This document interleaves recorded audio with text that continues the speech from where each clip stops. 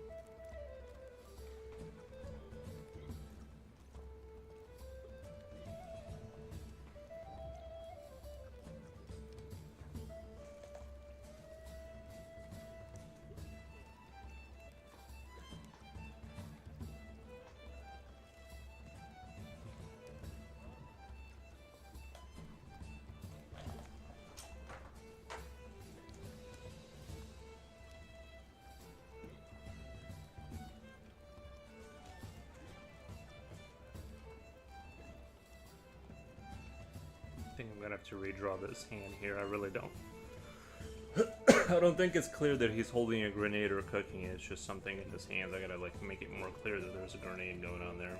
I'm gonna have to retouch that. I don't know why I'm having so much trouble with that hand.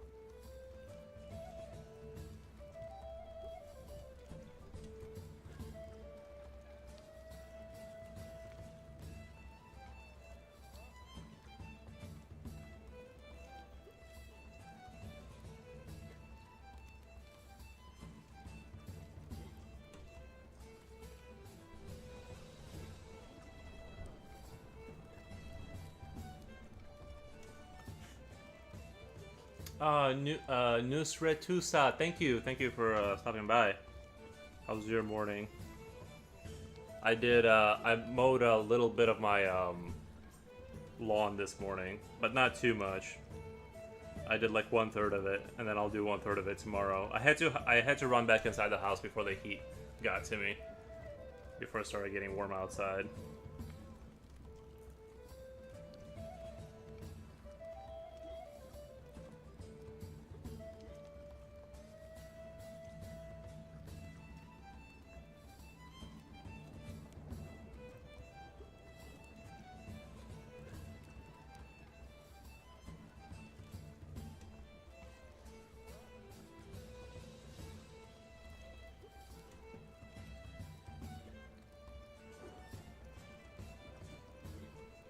It's like 7 p.m. here studying some discrete math. Sadly, we have finals. Oh, that's awful. I hate math. Hate it. I tried to get into it a little bit, like later on in life after school. You know, like I played a bunch of like those like math games where you like speed run like math problems, and it seems like no matter how much effort I put into it, my brain just just kind of like deletes all the information. Even when I did it daily, just after like I took a couple weeks off, it seems like none of it like really sticks. So yeah, I don't know, just the struggle is real.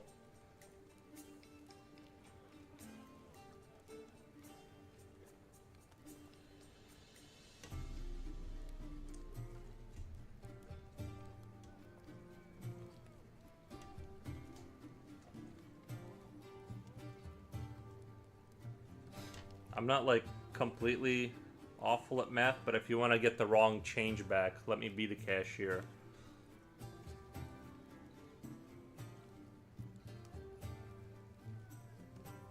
I just grab a handful of change and just like distribute it. Like that should be about enough, right? Here's a handful of change.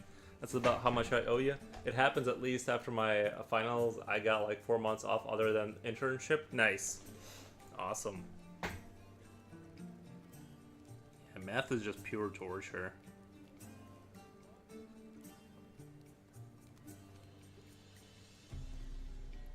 I think these days you don't really have to be like you don't really have to be one of these like savant, like able to like solve problems in your head kind of people.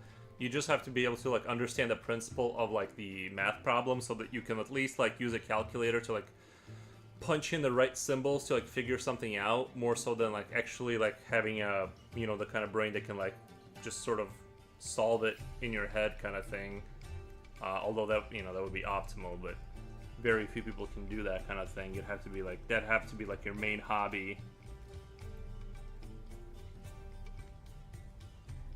But yeah, it's like as long as you as long as you know it enough that you can like sort of apply the principle of it. I don't know.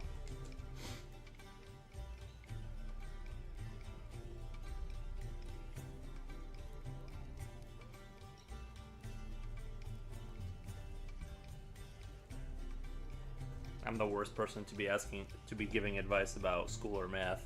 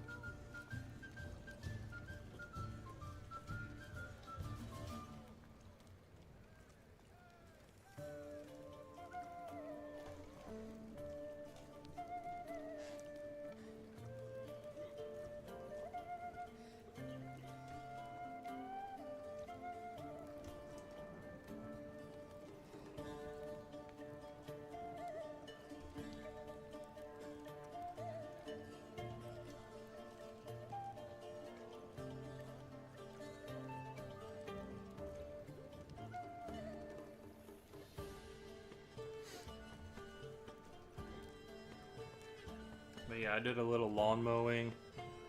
Fed the dog. I'll probably walk the dog after the stream when the sun's going down, so I don't have to get destroyed by it.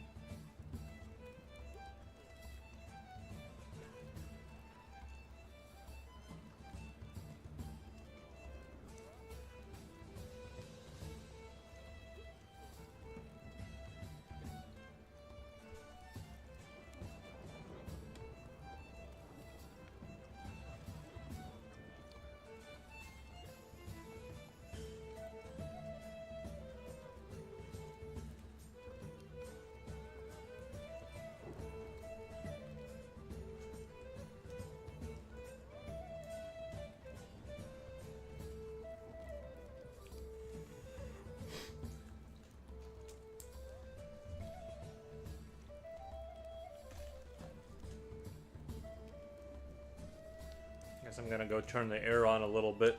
It's gonna be a hot one today. I gotta have some kind of a blade spinning to produce some movement before I die in here.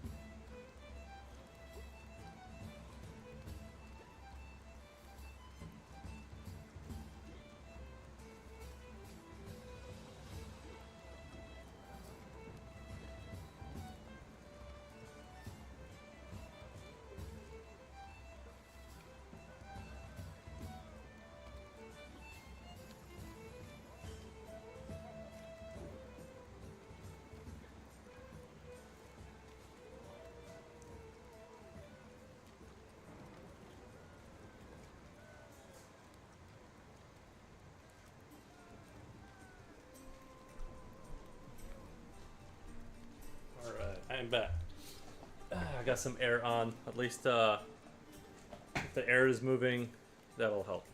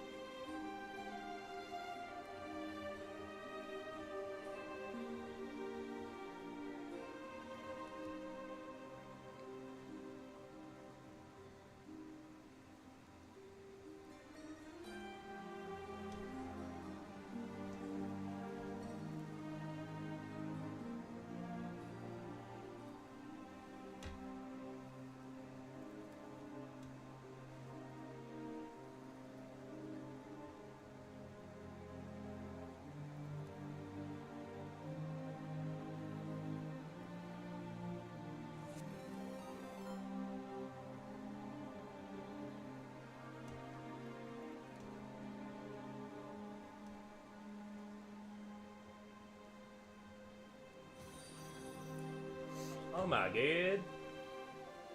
Jazz Wilnaz. Jazz Wilnaz. Thank you so much. And I'm getting a Yatsu art rating party of 1. That's more than 0. Let's give him a shout out.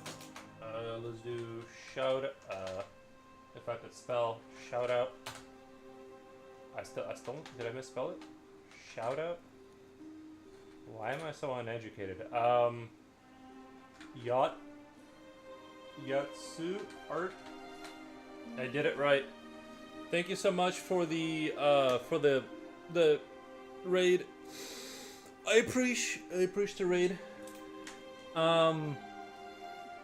Jazz Wilnas saying, what you drawing? I'm drawing some trench warfare, but there's monsters in this world.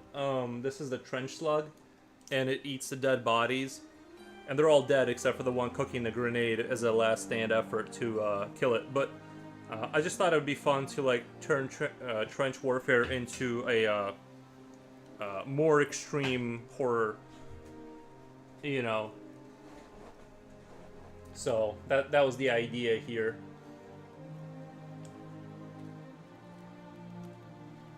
How's it going, Yatsu Art?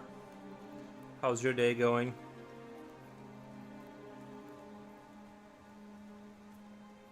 Super happy to see everyone. Your art is spectacular. I really appreciate it. Yeah, thank you, thank you. I know. Did you like how I said yeah? I agree with you. I'm like, yeah, I know, right? No, I'm just kidding. Sorry. The ego just comes right out. It's like I didn't catch it in time. It just came right out. I'm like, yeah, I know. Pretty great.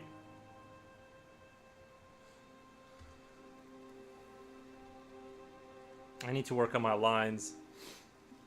Up next, we're gonna be drawing dolphin overlords.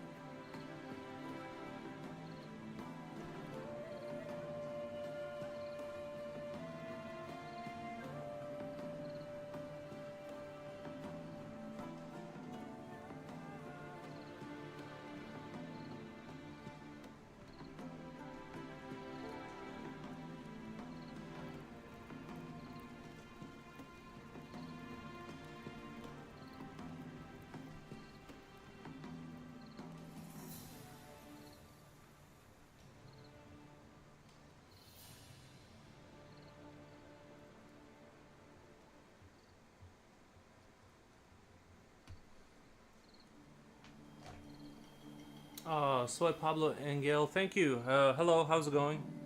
Sorry, I stopped looking at chat. It was pretty quiet over there. How's your day going?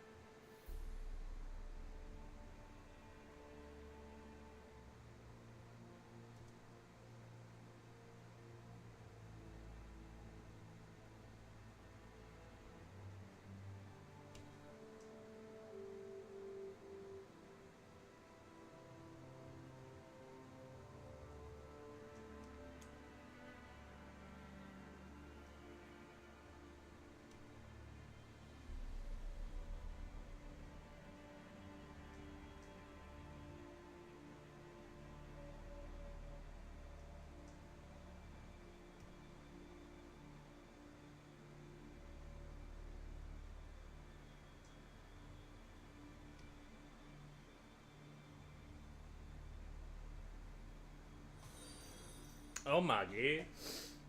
Sipa Sipa, thank you for the follow. I appreciate the follow.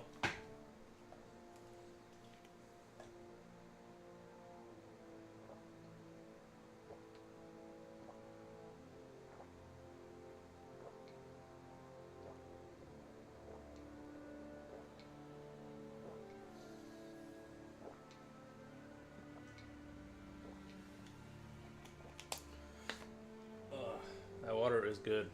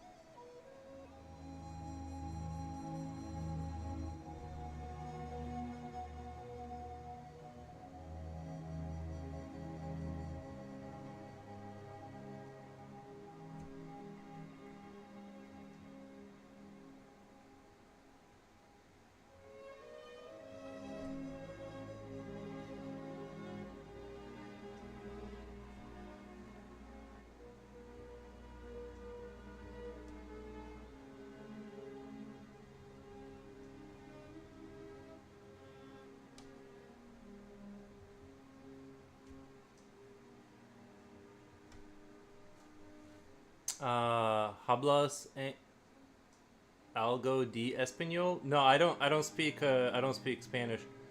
Muy buenos trabas los. I did take Spanish in high school, but I failed. I didn't even fail. I didn't make it far enough to fail. If that makes sense. That's how hard. I went beyond, above and beyond failure. I didn't even finish the course. So, but yeah. Muy buenos trabas los. Praba alguna empresa. Yeah, sorry, I don't speak Spanish. I did take it in high school, but I didn't finish the high school course, so I am sorry.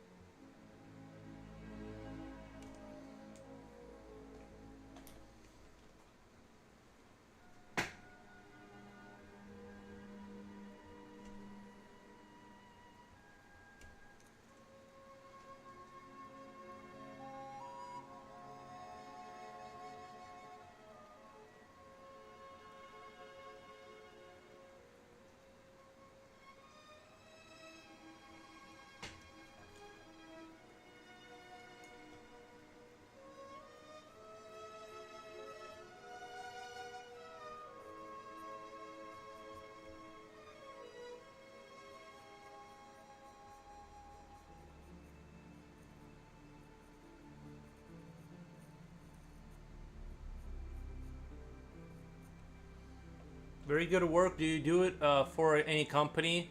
No, I do work with Dermaria people. They do I do commissions with them sometimes, um, and stuff like that. But I normally don't work with anybody. I just kind of do it as a hobby.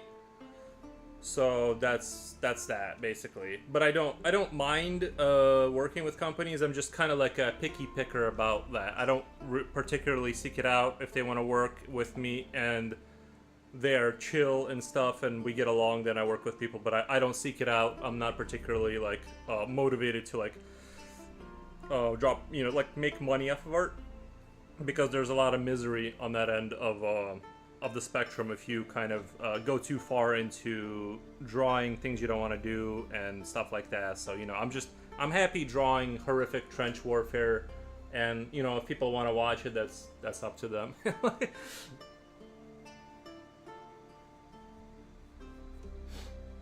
This is what brings me joy.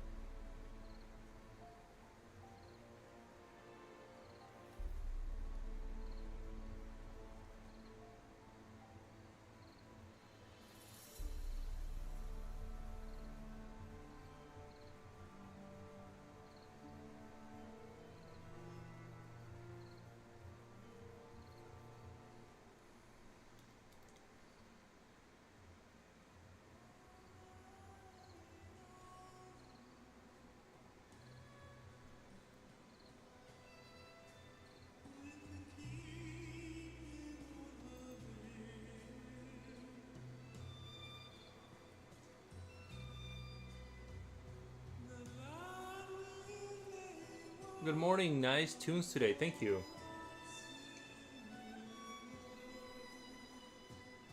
Yeah, it's Witcher 3. Some of those are really nice. Some of them kind of get a little weird, but overall, I dig it.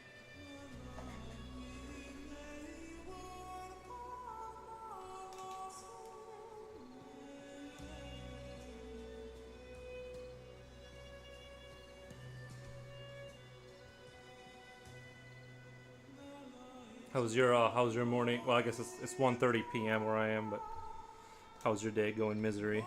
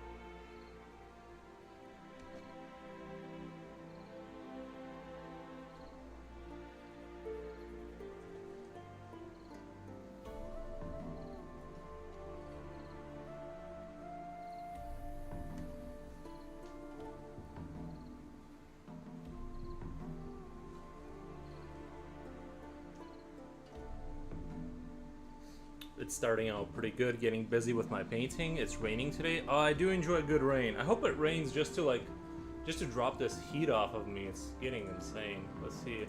Let me type in the weather local. No, partially cloudy though. I guess you could have you could hide under that for a minute. But no, yeah, it's gonna get progressively hotter from, yeah. Oh my God, it actually all the way to Tuesday. I might have to turn the AC on, but we're still holding out. It's like I see it like it's like a siege, and I'm holding out. My dog is the weak link because he was born with a sweater attached to him, so.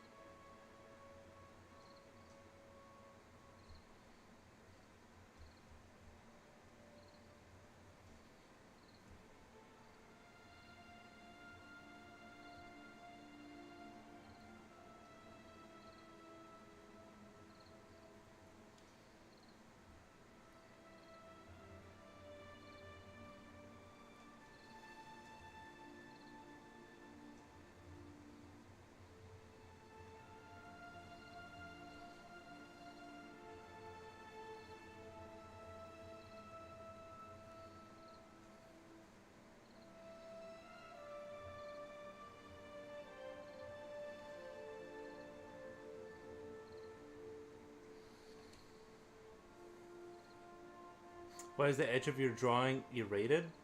I erated? The rain sounds very nice with your music. I have my patio window open wide. Why is the edge of your drawing irrated? I'm not sure what that means.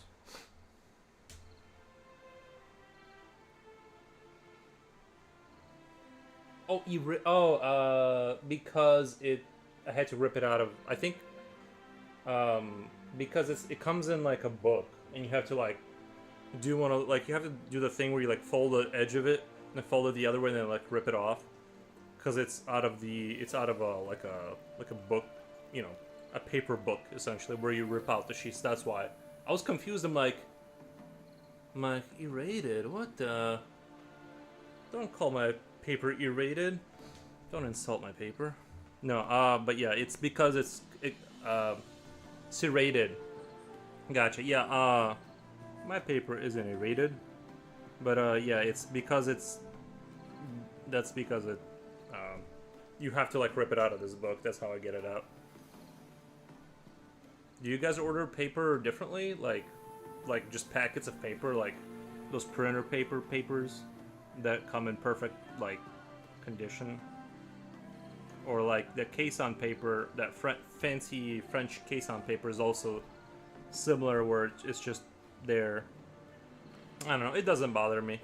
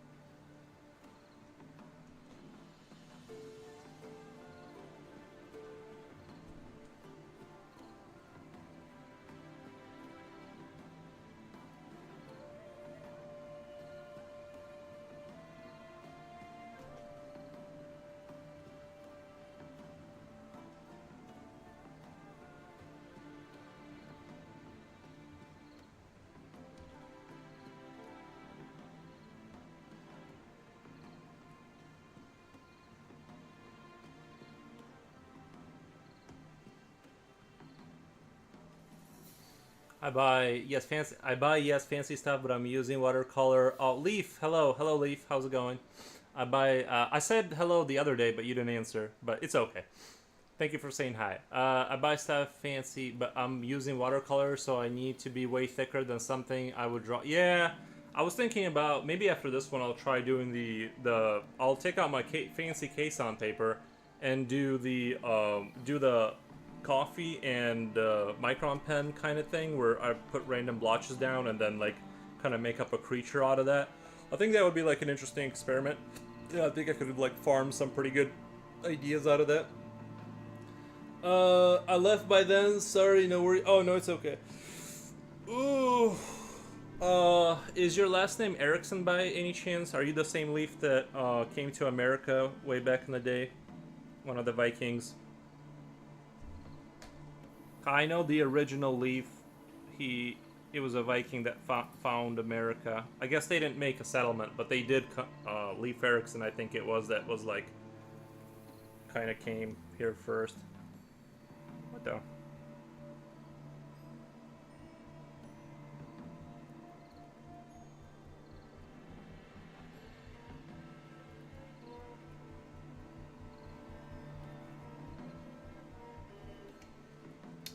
Trying to do mud on the boots, and it's not looking very muddy. It's looking like it's got like thick goo kind of. If I say yes, would you believe me and do a painting of me posting founding America? Probably not, but I just thought it was funny. I knew someone in real life named Leaf. That's why I was like, oh, did they find my account? Like.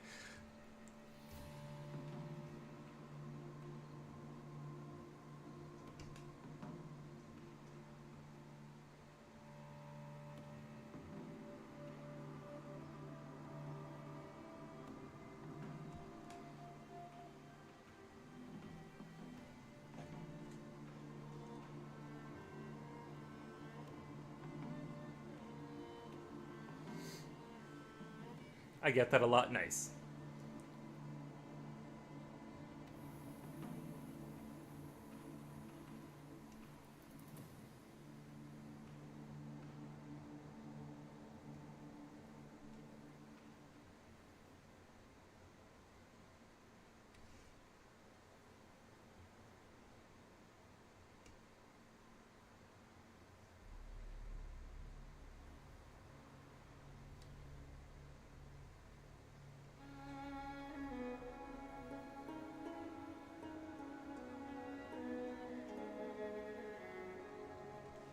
Not that I would care.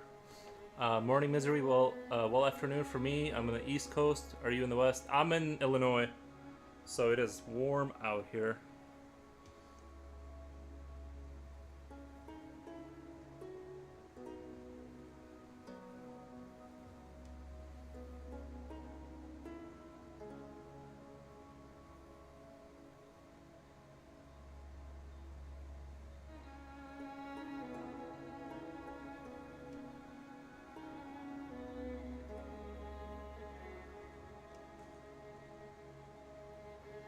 I'm an Illinoisian.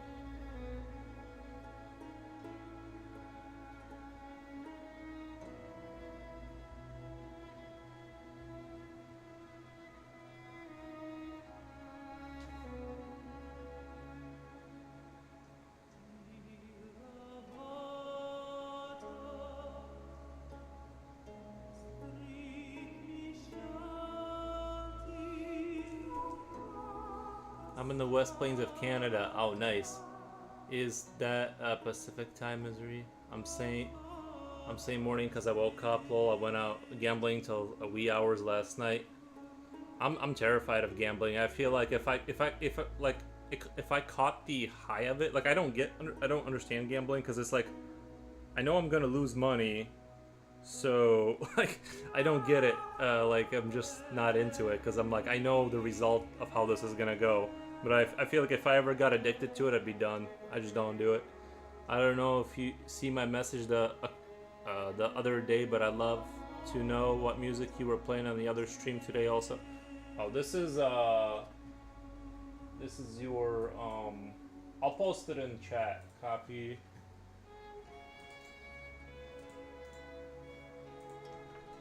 This is Witcher 3. So, it's in YouTube chat if anybody wants to It is very calming for like drawing and stuff, especially if you're drawing like medieval stuff. It's very about that.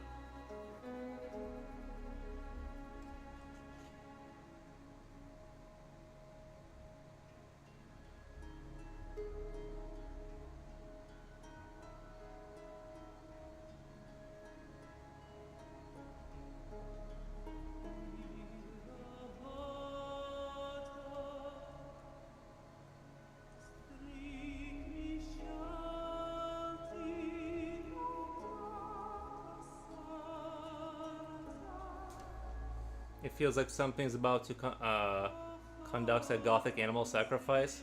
Conduct, yeah.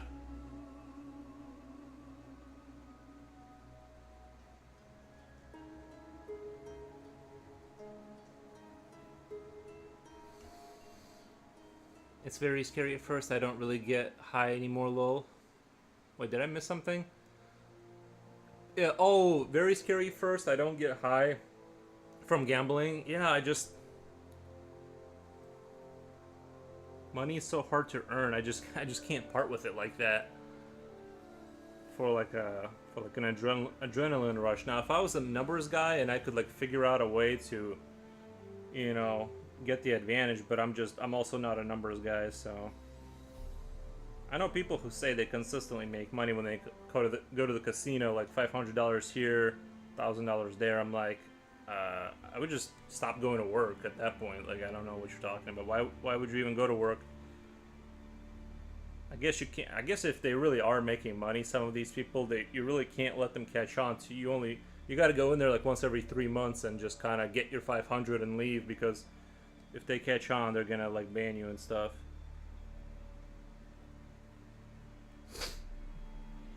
The music means soothing God sacrifice. I press per your description. Uh, why do you do it, Misery?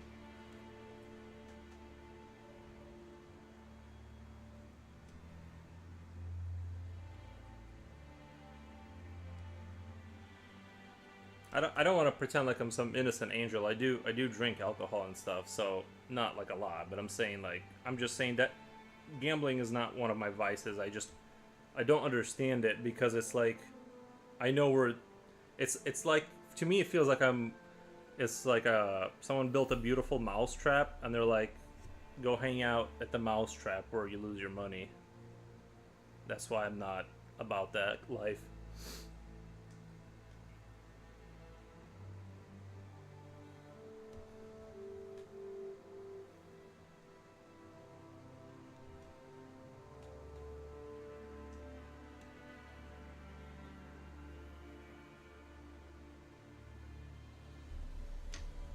Entertainment. Yeah, I mean, some people go and they're not crazy. Like they go and they, go through like $80 or whatever, and they can sort of self-regulate. Um, I just, I just don't know. I'm just not. It's best that it's like the old "angels fear to tread" kind of thing. I'm just like, I just know that it's not a good idea to tempt the gods in that way. Why is drinking alcohol necessary? A vice? Nothing wrong with it as long as you don't get drunk and drive or something. Same with gambling. I think alcohol tends to like kill a lot of my time. Like even if, uh, like if I'm drinking, like I can play video games while I'm doing it, but it tends to like kind of eat up time before it. Like it kind of eats up a lot of time, if that makes sense. Like I don't know. It's just like I could be productive in the beginning while I'm like if I'm editing videos or something. I'm like, oh, I could be a little tipsy, and then I'm like 3 hours later, I'm just like listening to music, playing Helldivers, and I'm like, well, that evening didn't go how I planned, kind of thing. So it tends to kind of stray me off track, unless you just decide like that's what you're doing. Like when Diablo 4 came out, I went ahead and like I just decided I'm gonna waste a week on that game, and so I didn't care. Like I just drank beer and played Diablo 3 for that time. So that was just a conscious decision I made to vacation that way.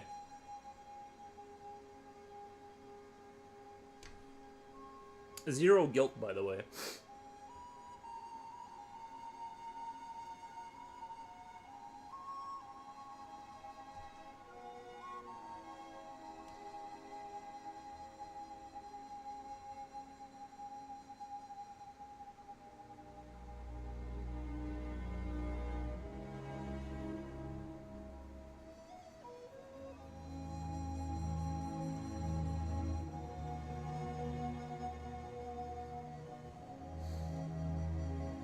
Same with gambling, not necessarily a vice. I used to go all the time, but it was crazy. I felt like I had way more money than I would buy the nice presses and clothes, but I was absent from my family too much. Ah.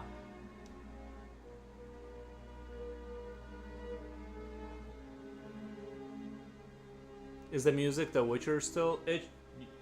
Yeah, Witcher 3 Moonlight Nights. The link I sent, the link above the on if you go up, that's the link that I sent. It's still playing off the same track.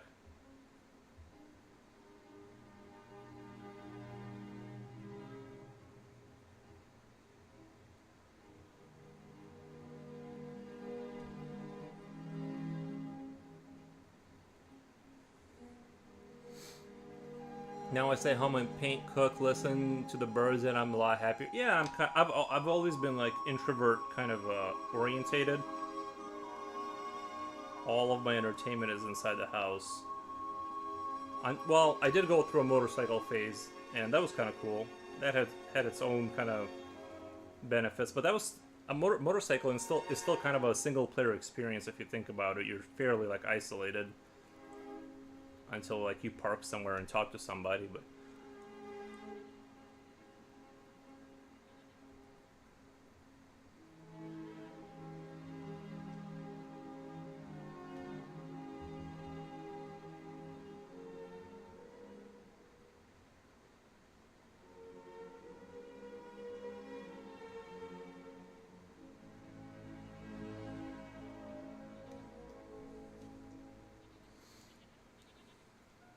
can't buy nice purses anymore, though. Thanks for sharing the link. Yeah, no problem.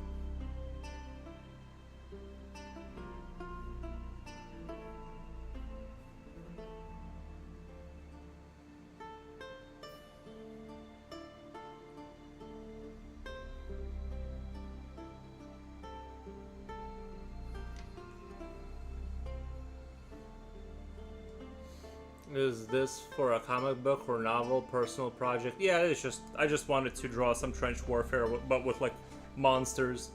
I have painted, but it's not really like my strength or like where I kind of like thrive. I just kind of enjoy pencils the most, less mess. But yeah, I have done some what do you call it? Watercolor. Like, well, I say done, but like it was more of an attempt, and it didn't turn out super well anyway. But it just didn't grab me. I'm gonna lurk now. Need to focus on painting. Nice chat, Leaf. Thank you, Misery. I appreciate the lurk and the convo. Wouldn't mind seeing your painting too, Miz. Yeah, if you guys have Instagrams and you want to share your instas.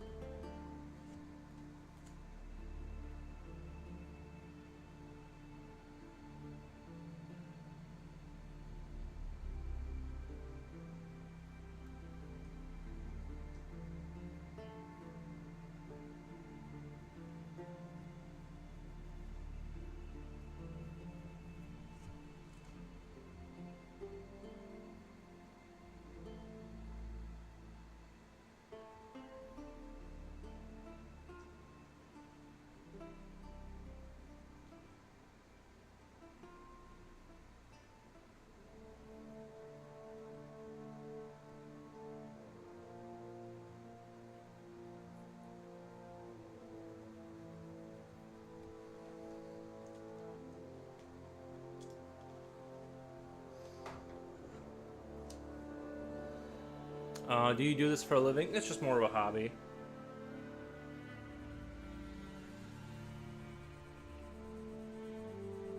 But I do work from home, so it makes this a lot easier because I can like just kind of roll over out of bed and do my work and then do the stream, and it's like it's all like in the same 10-foot kind of like square footage.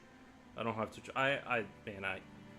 It's so convenient working from home. Just the car trip that you don't have to do, less maintenance, less travel time.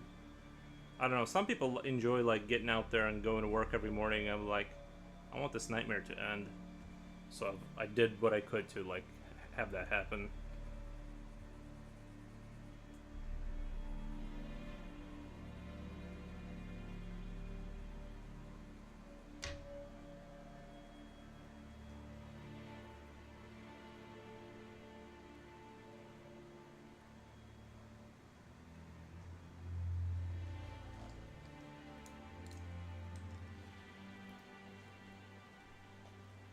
are you an artist, if I may ask, professionally? I mean, no, I'm not a professional artist. I do like work with companies and stuff. I feel like a professional artist is somebody who like makes all their living off of art or something.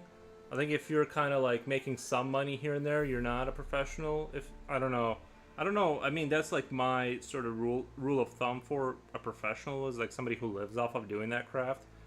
I am not making enough money to do that, so no. I'm just more. I'm an enjoyer of art.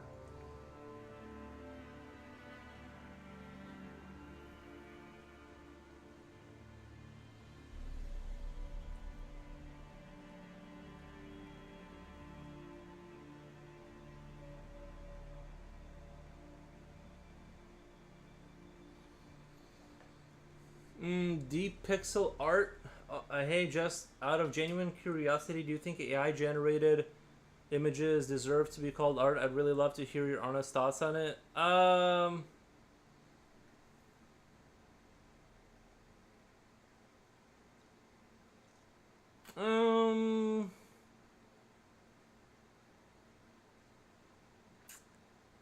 I don't know. I think I lean more towards no.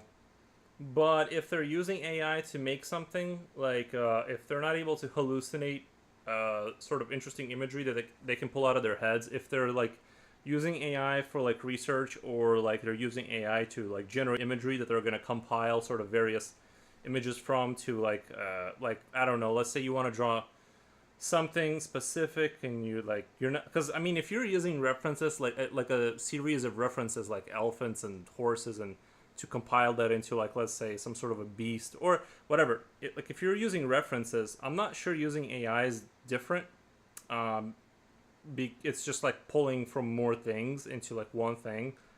um so if you're I think if you're just like typing into a prompt, no, I think even if you're getting like clever with the prompt, it's still not art. But like if what you're doing is using AI to like um, you know, generate ideas, because I genuinely think some people like don't and like they cannot generate ideas, like it just their brain doesn't work that way, like in the same way that some people are math, like they're just really bad at mathematics, they can't like think about it clearly. And so I think some people like they like art, they just can't think of stuff in their head. So which to me that it like that's the fun part, is sort of like taking your hallucinations and just putting them down on paper. That's the fun part. So uh you know, I don't know, that's kind of like my thoughts on it. I think mostly no, but if you're using AI as part of your process, that's fine. I don't, you know.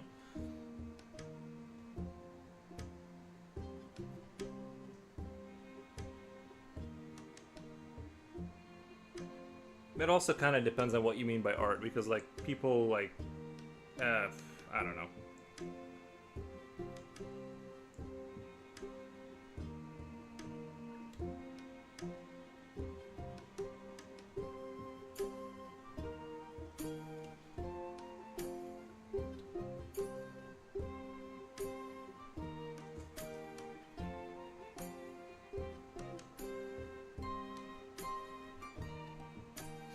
Um, may I ask what you do then? I hang out. No, Leaf. I used to work in manufacturing for like 10 years, and I saved money, and now I hang out, and I do work like from home. I don't think I can go into it deeper than that in terms of like what kind of work I do, just for like doxing reasons and stuff. But it's nothing super awesome. It's pretty boring, but yeah, that's mostly I've been in manufacturing for like forever. I do not see images in my head. What? How do you draw? Like, I mean, that's the fun part. That's the fun part is like pulling sort of ideas out, and sometimes it's sort of like, yeah, I don't know. I feel like that is like the super fun part about drawing, is like that's the only part that's interesting. Like I've never even found it interesting to like draw portraits. I'm like, yeah, but like that person already exists. I don't want to replicate that. I want to mish and mash things together to like get new results, you know. So yeah, I think Oh my god. Deep pixel art, thank you so much. I'm currently creating NFTs on Reliable, and my account is verified. I really appreciate it if you could take a moment to share your thoughts on my work. Maybe after. Um, so I have to stare at my work for a long time to figure out what comes next. Sometimes it's like you're sitting there and you're not drawing, and so you don't have images in your head like when you're like hanging out and doing nothing, because that's all I get. Oh no, just like, not like I meant doxing, like, you know, you just don't want to put too much information out there on the internet about yourself, kind of thing. It's nothing super interesting. It's just like mundane work for, you know, a business that I do, which is how I earn enough money to do art and stuff. But eventually, I would like to just create content. That would be like the best move. Is like, do you want to taunt it to the point where you can do art professionally? Do you want to get to the point where you can do art professionally? Not in the traditional sense. I think I would really enjoy it if I was like a streamer, like if I made enough money off of that, or some way to monetize it. But what I don't want is to go into a studio or work for a company, because so yes and no. Just I want to figure out a way to do it that isn't the traditional way of making money off of art, because it sounds a lot like a job, and I wanna bypass that. Yeah, dude, my son says he can like watch a movie in his mind. I can't even grasp that. I don't see like movies. I more or less, I think, right, there's a spectrum for this kind of stuff where some people can, like, unless I'm like really zoning out, unless I'm just hard zoning out, then I will see like more like put together clips of events. But mostly it's just like a 2 second sort of a image of a glimpse of something, and then I'm like, okay, I need to capture the North Star of that idea, and then I need to just like kind of capture that in my mind, just like the general sense of it, and then I think about it more, and then something else comes in to like add to it. And so that's kind of how it works for me. I don't see like movies like it just sort of linearly plays out a scene. It's more like glimpses of images, and then I extrapolate a story like off of that by myself. So that's kind of how it works. There's a push and pull kind of a thing going on. But yeah, I think there's a spectrum. I think like in the same way that some people don't have to work really hard to be like really great at mathematics, there's a similar thing with art and all other like brain activity kind of stuff. I've been trying to fight for this to save this calf, but I feel like I need to just get rid of it. It just looks like it shouldn't be there. Alright, I'm just gonna erase that and just kind of go over it right there.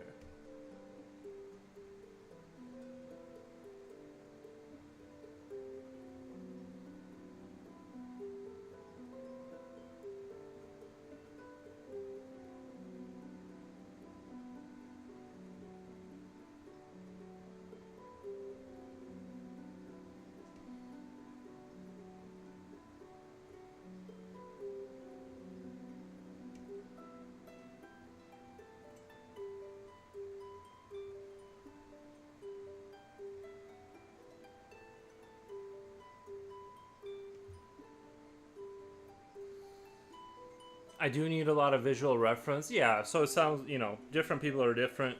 They want to create art. They have a different brain, so they have to go via a different process to get to the same point. I don't think anything is particularly wrong or right.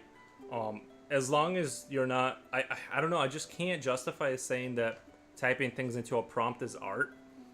I try to see things from everyone's point of view, but I'm just like, it's just not. I don't know. I mean, I don't know. It just feels like it's not, because it would be like, if you don't mind, may I share a link with you, or would you prefer to check it directly on Rarible under user? You can.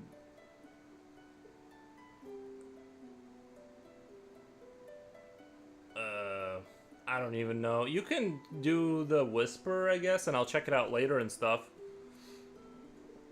You can whisper it. to my account and then I'll check it out.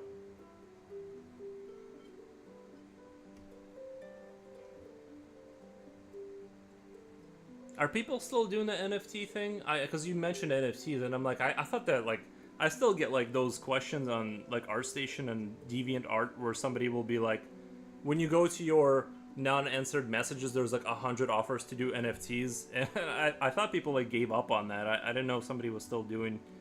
Is there like is there still a market in making money that way? Are people buying NFTs?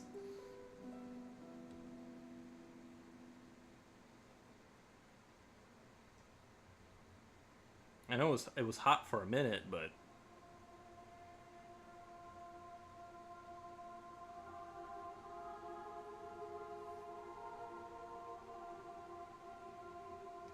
I would even say if technology got to a point where you could put on like a headset and whatever you imagined could be put into a world, like it would just the computer would show it. You just have to like sit there and focus, and then that would be replicated onto a screen or a piece of paper. Even that would be art because you're just removing the labor. You're still having to create it, like you're sitting there focused, like trying to create the world.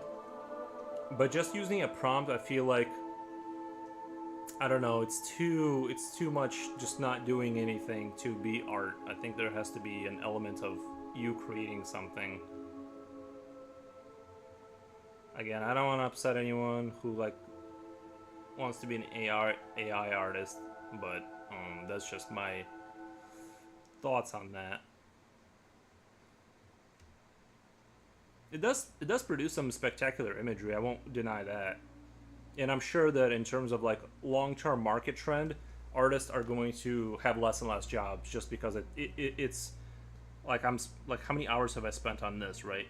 That thing can generate like 15 of these in like a minute.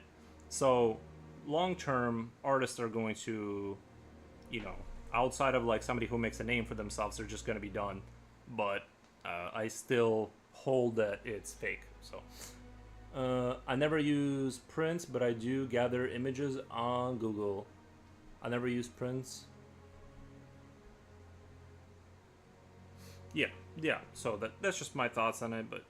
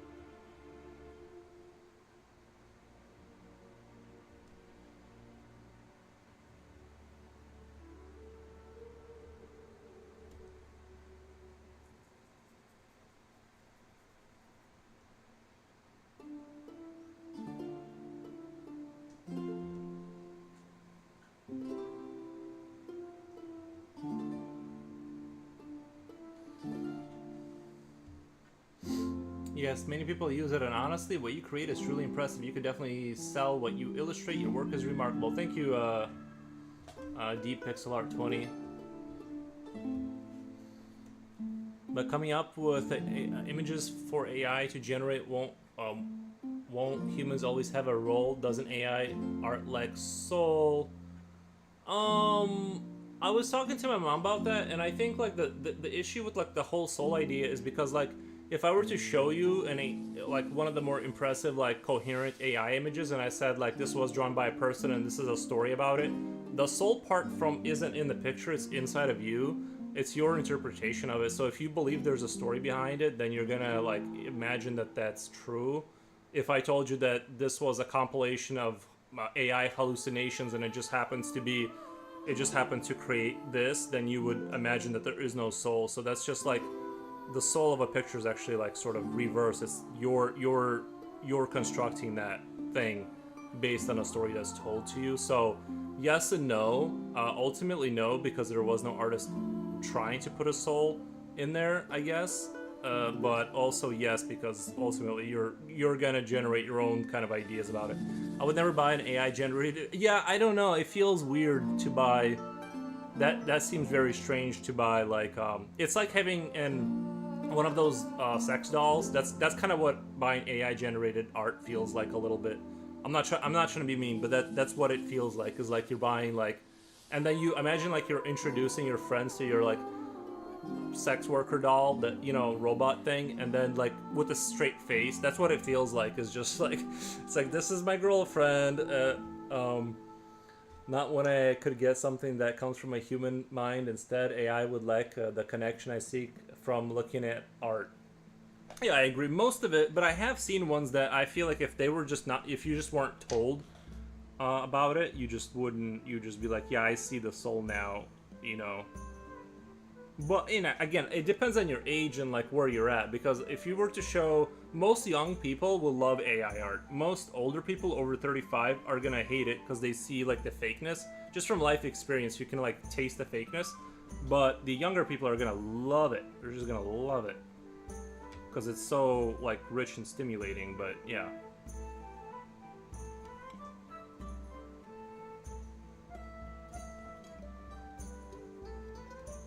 Like when I was younger, I would listen to the radio, like of like popular pop music. Now I'm just like turn this shit off. It just makes me angry when I hear it. But again, it's not bad music. It just isn't made for me. It's made for sort of the masses.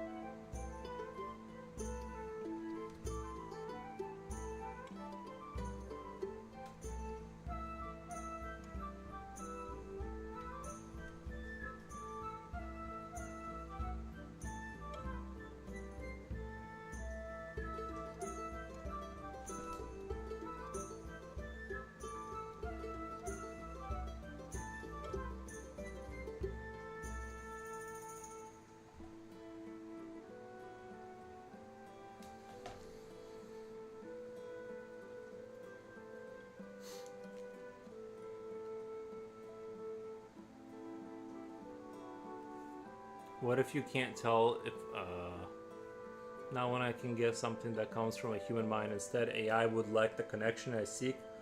Yeah, I read that, I think. What if you can't tell if it's AI art? I mean, eventually I think eventually, not that they're gonna close the gap, but it's gonna gradually get better till like 99. Like the thing is it doesn't have to become Leonardo da Vinci. It just has to trick 97% of the people for it to be economically viable. That's all it really has to do. And once it does that, it doesn't like really matter that like there's a small percentage of people that can see the fakeness. It just needs to be coherent enough to work with most people, and then it's fine. It's fine. Music is weird now, gibberish and vulgar. Yeah, and I used to love it, but that's just more like age thing, right? Like I listen to the music I like, I have the taste I like. Whereas before, I would consume a lot more of that kind of poppy, cheap music.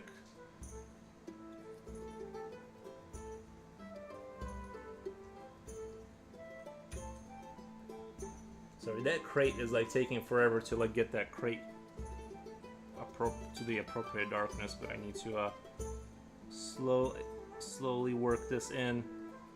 If I don't get the shadows right, if I don't get like the darknesses right, it's all gonna, like right now it kind of looks all like kind of like a little bit of a blur. It's hard to tell where the people are, so I gotta like make sure I slowly darken things in to like separate them visually, and that's gonna just take a lot of thinking and rendering. I hope, and this is like actually a big challenge for me, doing that, kind of like separating things visually when there's a lot going on.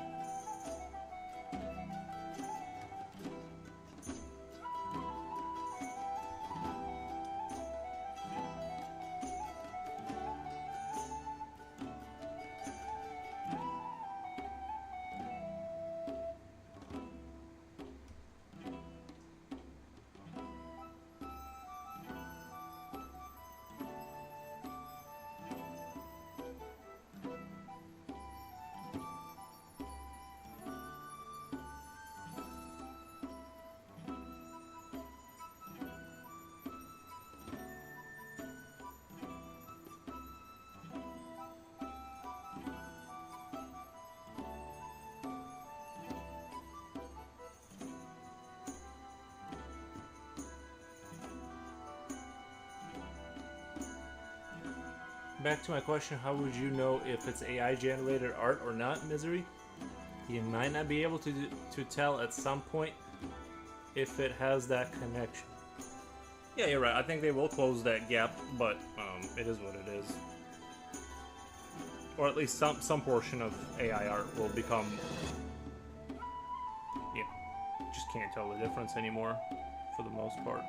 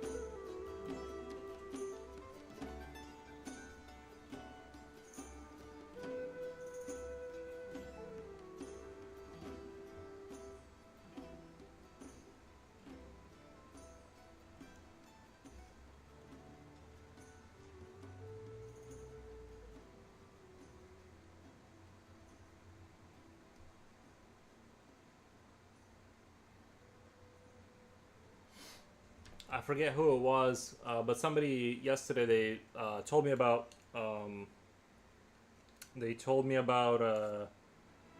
lead pencil that is a .2 instead of .3 millimeter thickness. So I'm I bought the pencil and I bought the lead, so I'm very excited to try it out whenever it comes in. It should be like 2 days, but the pencil itself was like $18, and the pencil was $18 and the lead was $10, so kind of pricey. $30 to buy into that, but at the same time, it's like I need it. I need to try it out. Which is, I mean, that's crazy thin for lead. I don't know. I've been in manufacturing, but that's gonna be like a rough time for the workers to like make that. And how can you get to the point where I see images and make these in my head and draw that easily, and I'm burnt out and get depressed and frustrated easily? How can I get to the point where I see images and MK views in my head and draw easily? I'm burnt out and depressed and frustrated easily. I mean, I would say you gotta be able to want to draw without the. It's one of, I don't know. I guess you'd have to be able to do the drawing without getting results for a long time until you do get results.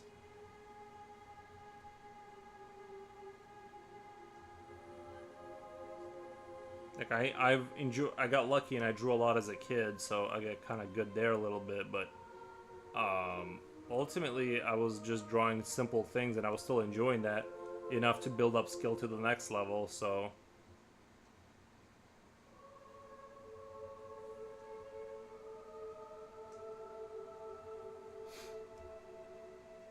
the other thing I would say is that you don't have to be super rigid about what you're creating. A lot of times, like, you have a general concept of where you want to go, and you don't have to necessarily be like you're not drawing exactly what you thought at that moment. You kind of lay down the general like guideline, or kind of the direction you want to go, and you see this in the concept art world, where when they're doing silhouettes of monsters, they're not controlling the process 100%. They're like kind of farming for ideas, or drawing kind of like simplified forms until they get something really interesting. And so if they were sitting there and trying to draw exactly what they thought, you'd waste a lot of time, and you're better off just moving from concept to concept to concept until you strike gold, and then you can replicate that if you're a good artist. But what you don't want to do is sit there and be like, unless I draw exactly what I just thought of, I won't move forward, because then you'll never move forward. So that's my advice on that.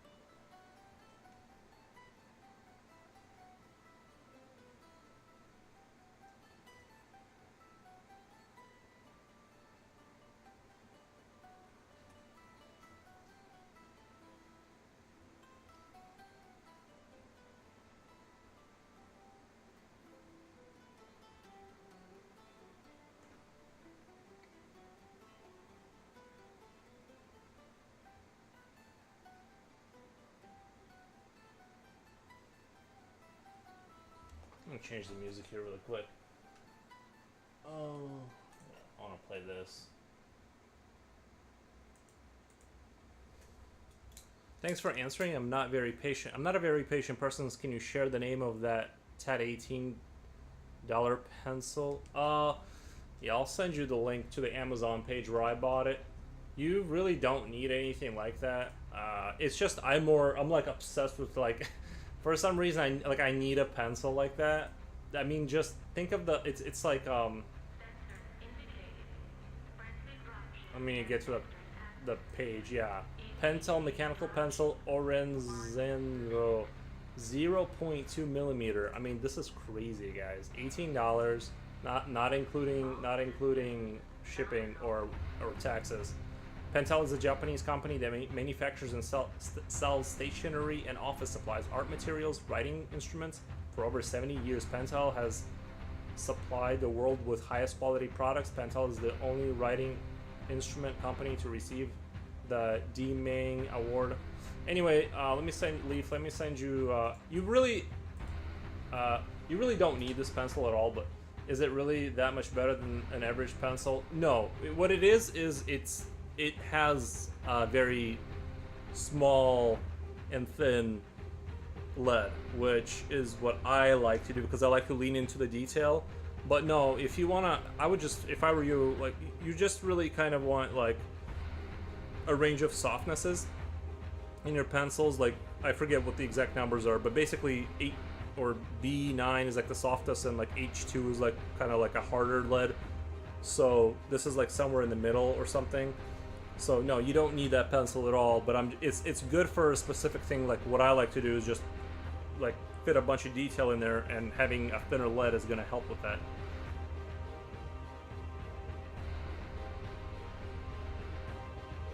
In fact, I would not recommend .02 for a beginner at all. There's no reason to do it.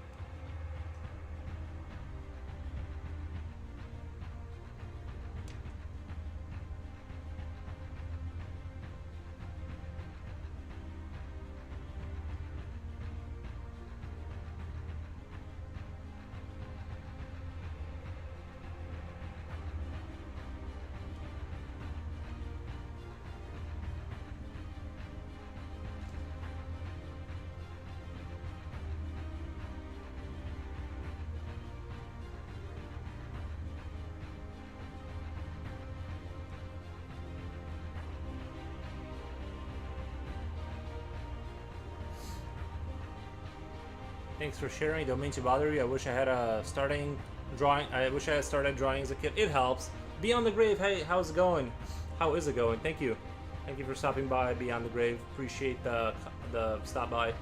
Yeah, no, you're not bothering me. I enjoy talking to chat. It helps me do less work and yap more on camera. So it's like it's a win-win because it gives me a break from drawing. And I enjoy doing aimless yapping. How's my day? My day is going really good. I'm having super fun over here. It's a little bit warm, and I keep talking about this. I'm trying to not use the AC because I have solar panels, and if I don't use the AC, I don't pay for electric, even if I'm using my the fan and stuff. But you know how it is. We're all trying to save money.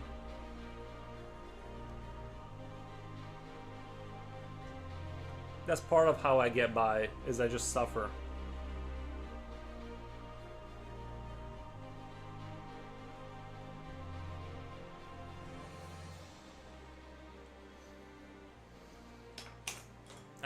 Yeah, drawing as a kid, like a lot of people that got good at drawing as kids, the secret is you have to be poor.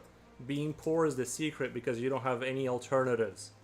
And so if you're born in like Belarus, it really helps out because you have nothing else to do except be bored all day. I also got lucky that my parents were, well, my mom was an artist, so like I just had the supplies and materials kind of available, and her advice, which I didn't listen to anyway, but I did have paper and stuff, and it's just, I don't know, every time she started talking, I'm like, I just can't listen to this. But it just, you definitely have a leg up if like your parents do the thing that you are trying to do. Not my dad, of course, but my mom.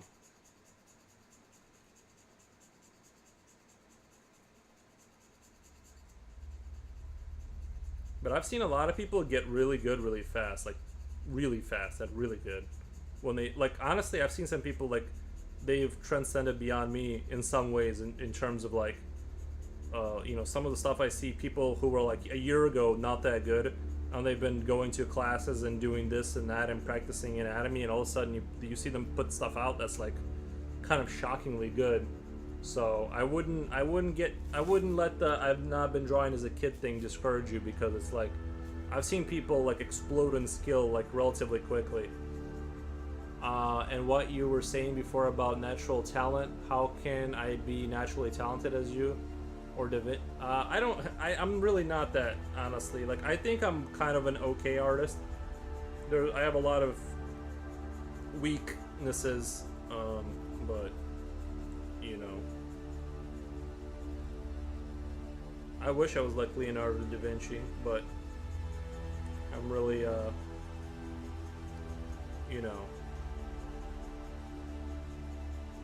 I appreciate the nice comments, but yeah, I'm pretty like,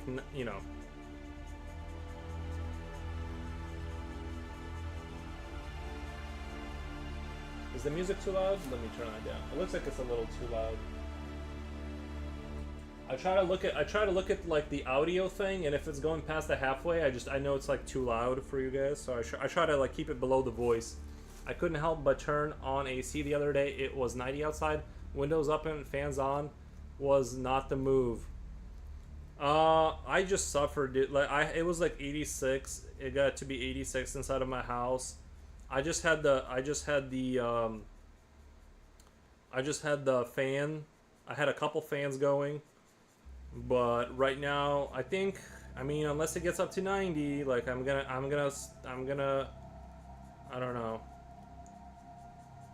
Like I said, my only real concern is the dog. I'm not really sure like how much they can tolerate. I could tolerate probably up to like 92, but I'm like what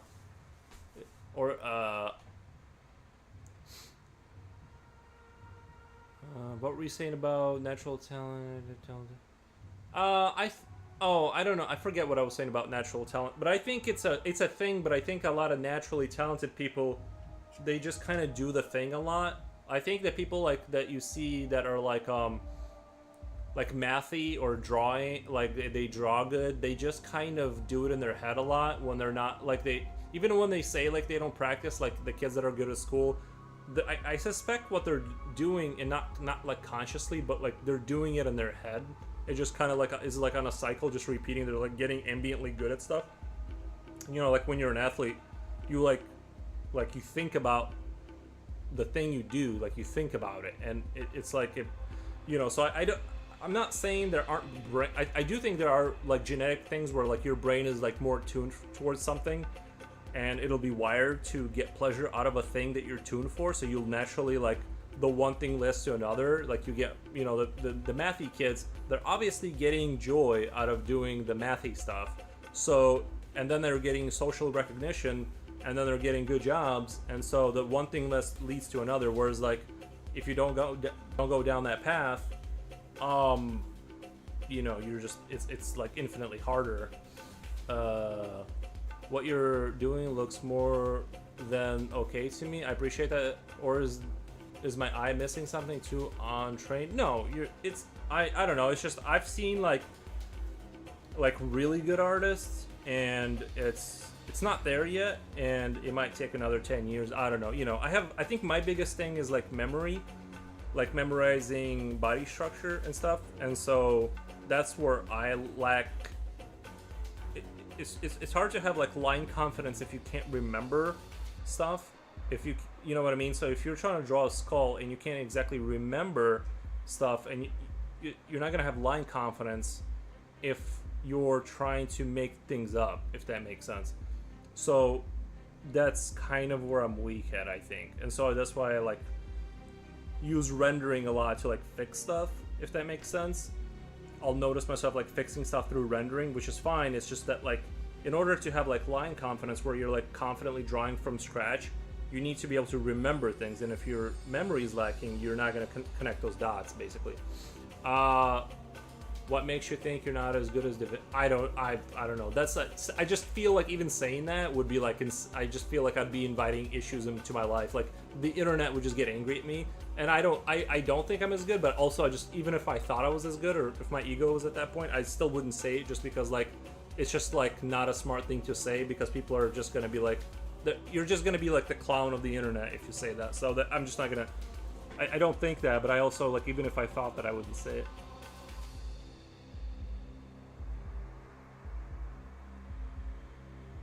I myself am trying to get to Gustav Dory style, like that brooding darkness epic kind of feel that he does.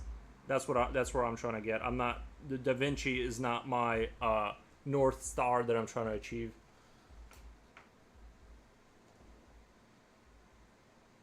I think I spiritually connect more with the French artist Gustav.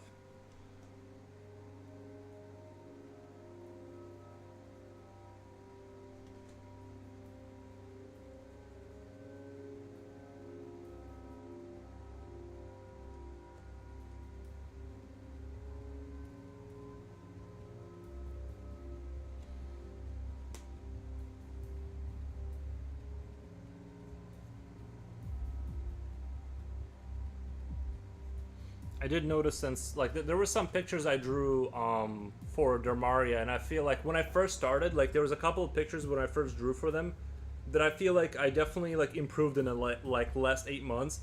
I drew a dragon at the beginning, and there was another dragon I drew, and in my head I was looking at them both, and I'm like, there's clearly a huge difference between these two pieces. Like they're both like really detailed, but you can see like the level of coherency increased, and that's what's important, is like not just like cramming detail, but that it's coherent.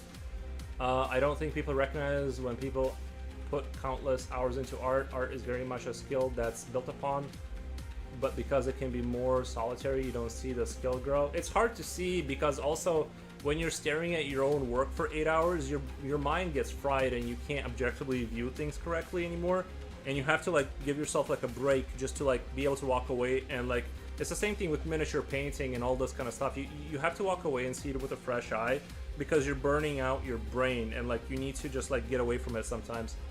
Pitero by art, shot blindness. Is it spot blindness or shot blindness? I think I know what you mean. But yeah.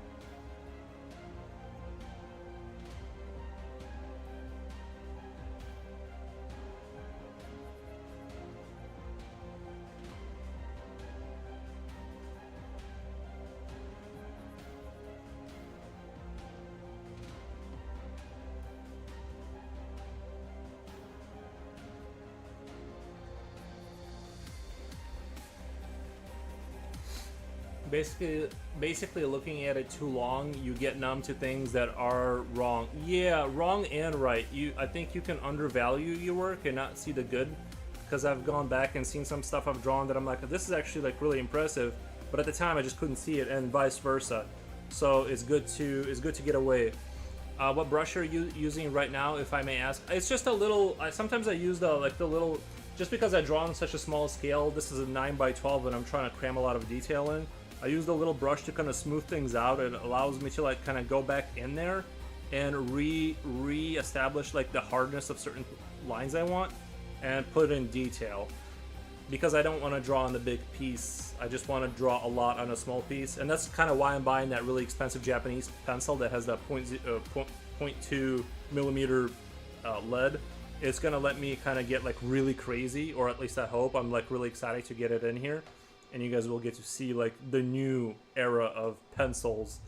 Like I thought like I wouldn't see a pencil like that until we got to Mars as humanity, but here we are. The Japanese came to the rescue.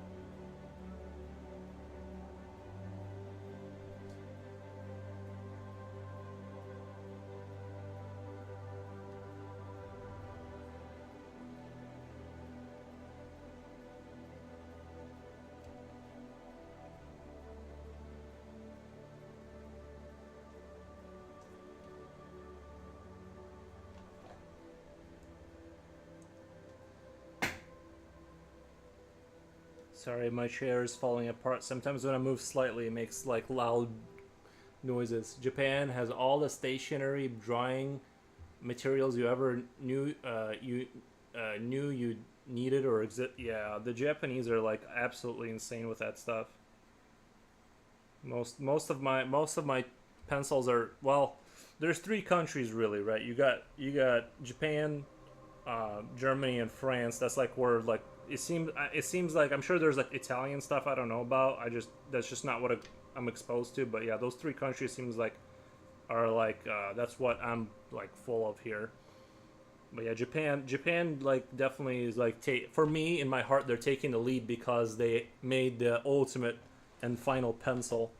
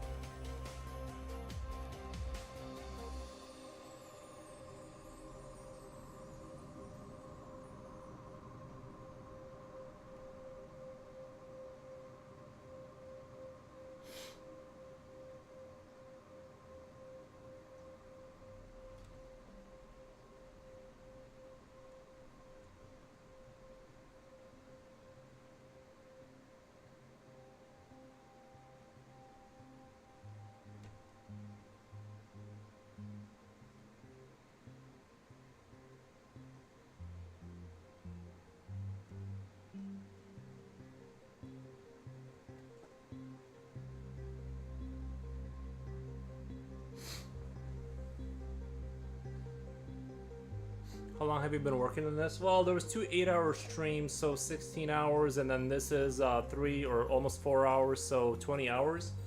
This is about 20 hours you're seeing here.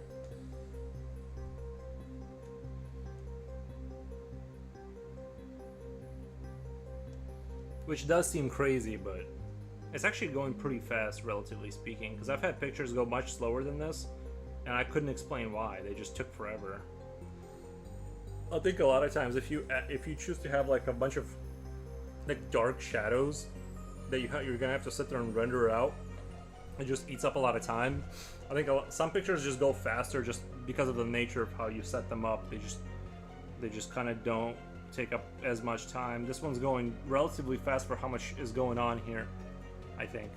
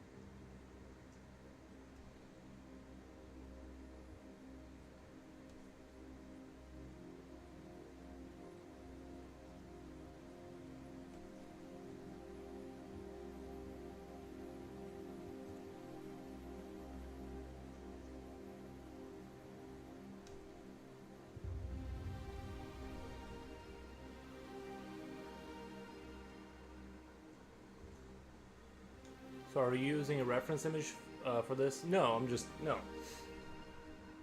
There's no reference image. I just see things in my head, and then all of this kind of stuff, the armor, like this helmet I made up, it's all like pretty, the creature, it's all within the vicinity of what I can draw regardless. Now, if I were to draw a horse, I would need a reference image, just because horses are strange and they're like difficult to draw. Good luck. Humans and stuff like that, like in these positions, it's all like, it's not that hard, at least for me. Or monsters are like super easy, tanks.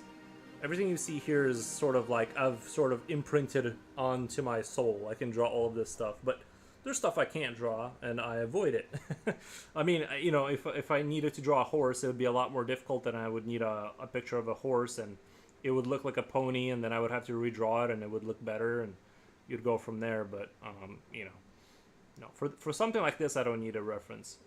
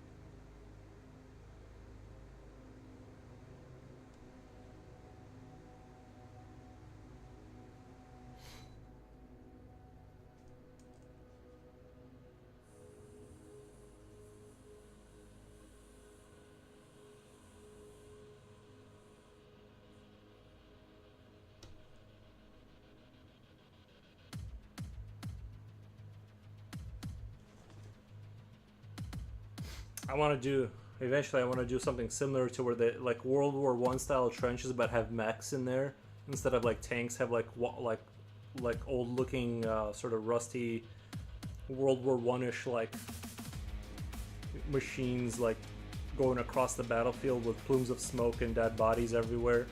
I think that would be a fun picture to do.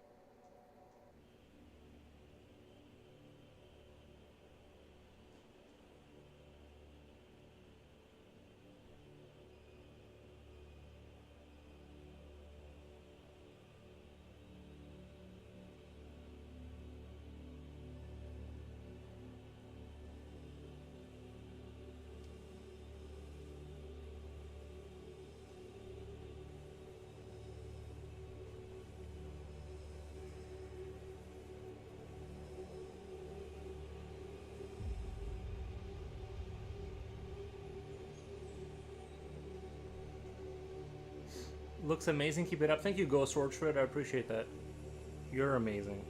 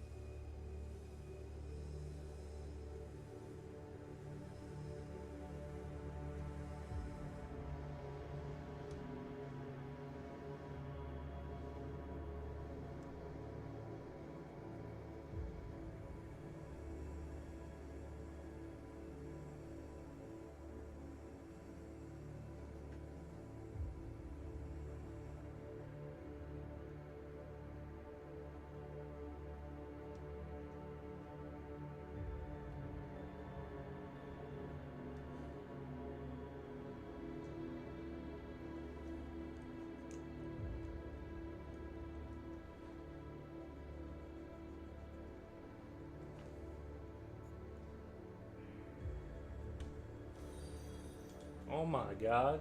Thank you for the follow, Veggie Pew Pew. Nice, nice name, thank you. Oh, leave your back, nice.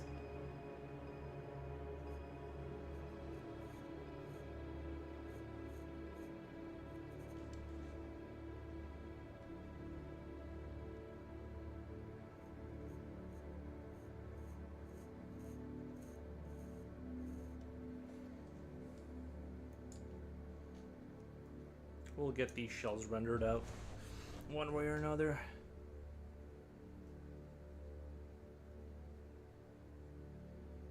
Some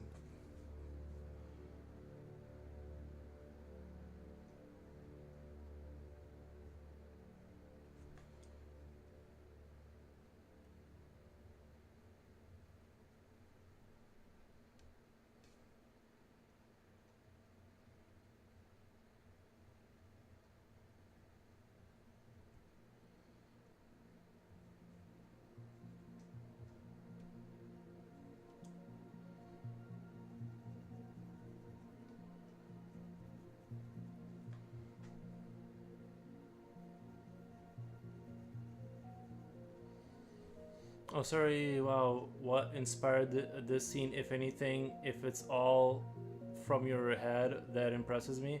Yeah, no, I don't know. I just had this idea of trench war. I forget the exact origins, like what thought led to that thought, but I remember thinking like it would be cool to do a like I was on stream and I'm like, should I do a a scene from like a World War One-ish scene where there's just like monsters eating the dead bodies out of the trenches, and that seemed like I'm like that's about the most dark thing I can think of at the moment, and there was an outcry of joy from chat, so I was like, okay, that's the direction we're gonna go in. It's just the chat.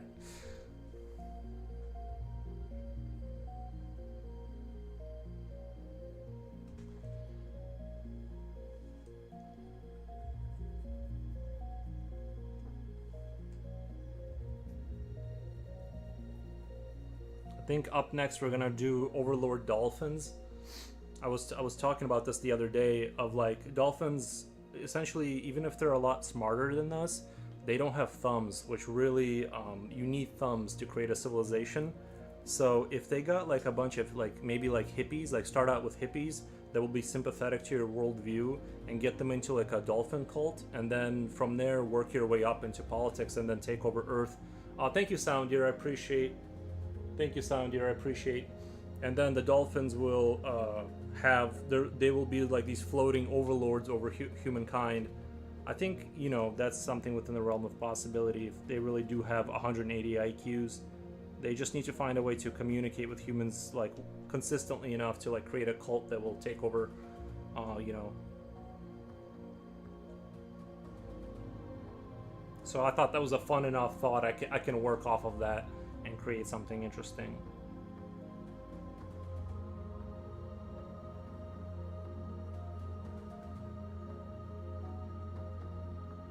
Imagine if like the only reason dolphins, like with all their intelligence, supposed intelligence, right, that they have, the only reason that they are not the dominant species is like God forgot to put thumbs on them. So they just, all they can do is kind of swim around and complain as we just do whatever we want. Isn't that grimdark? Is that not like the most annoying thing ever? For them, obviously. For us, it's pretty good.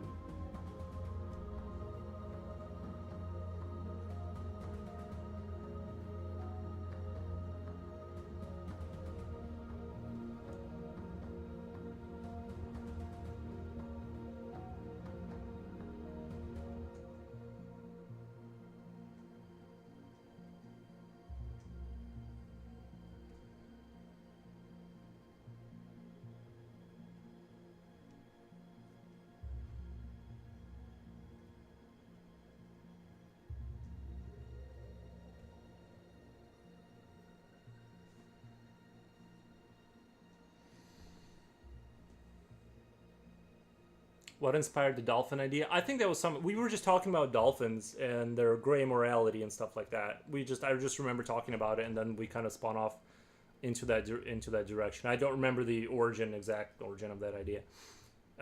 Is it really due to thumbs? They don't have any fingers at all.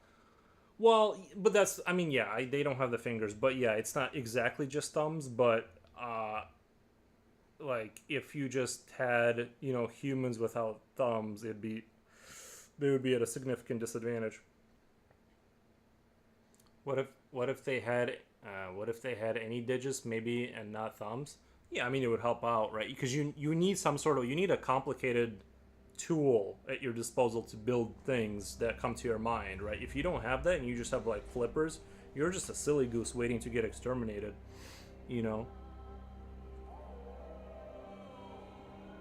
I probably could have phrased that a little bit better, but you know what I mean.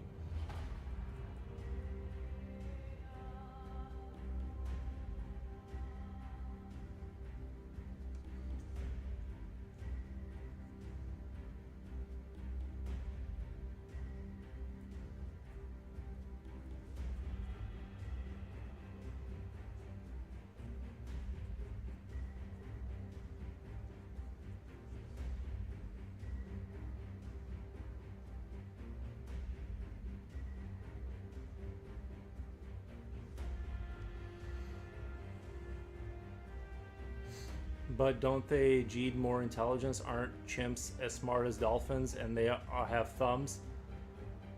I don't know exactly. I know they have like comparison charts to like how smart it is. I just feel like if like I know there's a lot of like there's evidence that ants can count to 10 and stuff like that. They have like systems for being able to keep track of numbers and things of this nature. They have a lot of animals have a lot of the same similar functions, and like if you look at crows, they're incredibly smart. Why they can't put together the last few dots, right? Like crows, with as smart as they are, like you think they would be like on the cusp of being able to like figure stuff out in terms of building infrastructure, but they can't. I don't know. I honestly, why didn't the Romans have the Industrial Revolution when they had all the pieces were there? They had the early steam engine. They had allegedly the flamethrower. So they had incredible engineering, but they never like really automated. Some say it's due to slavery, that the slave economy doesn't allow for innovation. Who knows? But I don't know. Why chimps don't build stuff? No idea. If they're as smart, um, it's the question we'll just never know the answer to.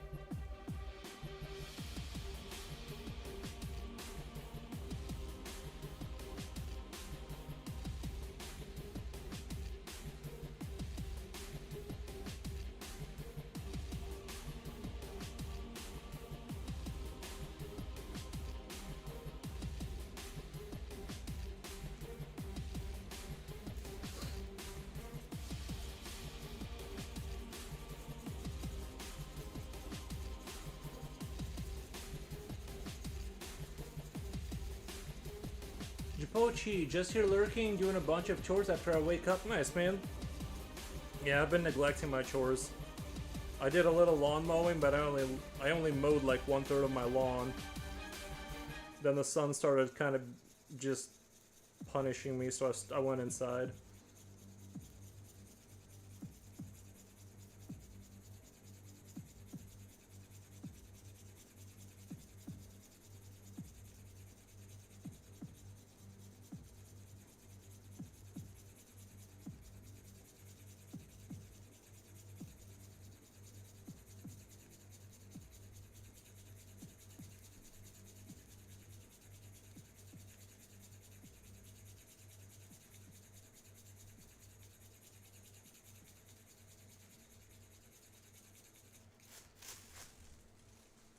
Maybe they should connect dolphin brains with AIs to help train them. Is that a clever idea or silly?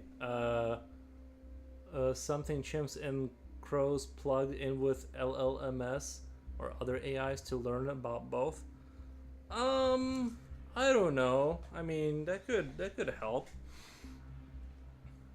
You know, I'm sure that they'll use AI to figure out patterns and stuff about them.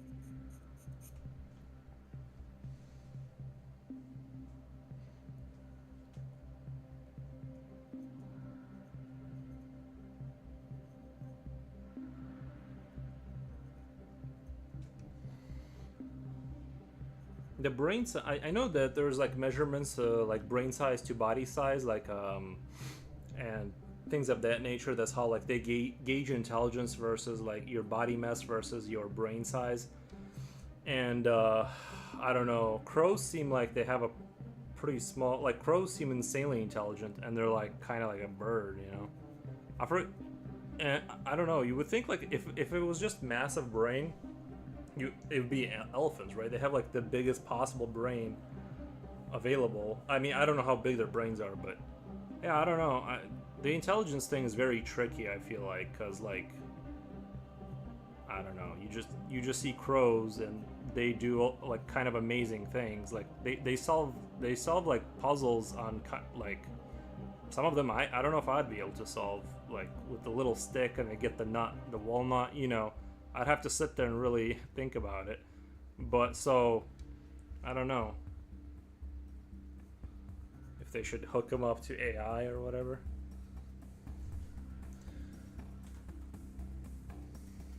Do you want to learn more about AI and maybe do research in it? Not really. I feel like the people that are doing it, they're on it. They got the budgets, they got the the IQ people there in their laboratories. I don't think they need me to be putting my 2 cents into it.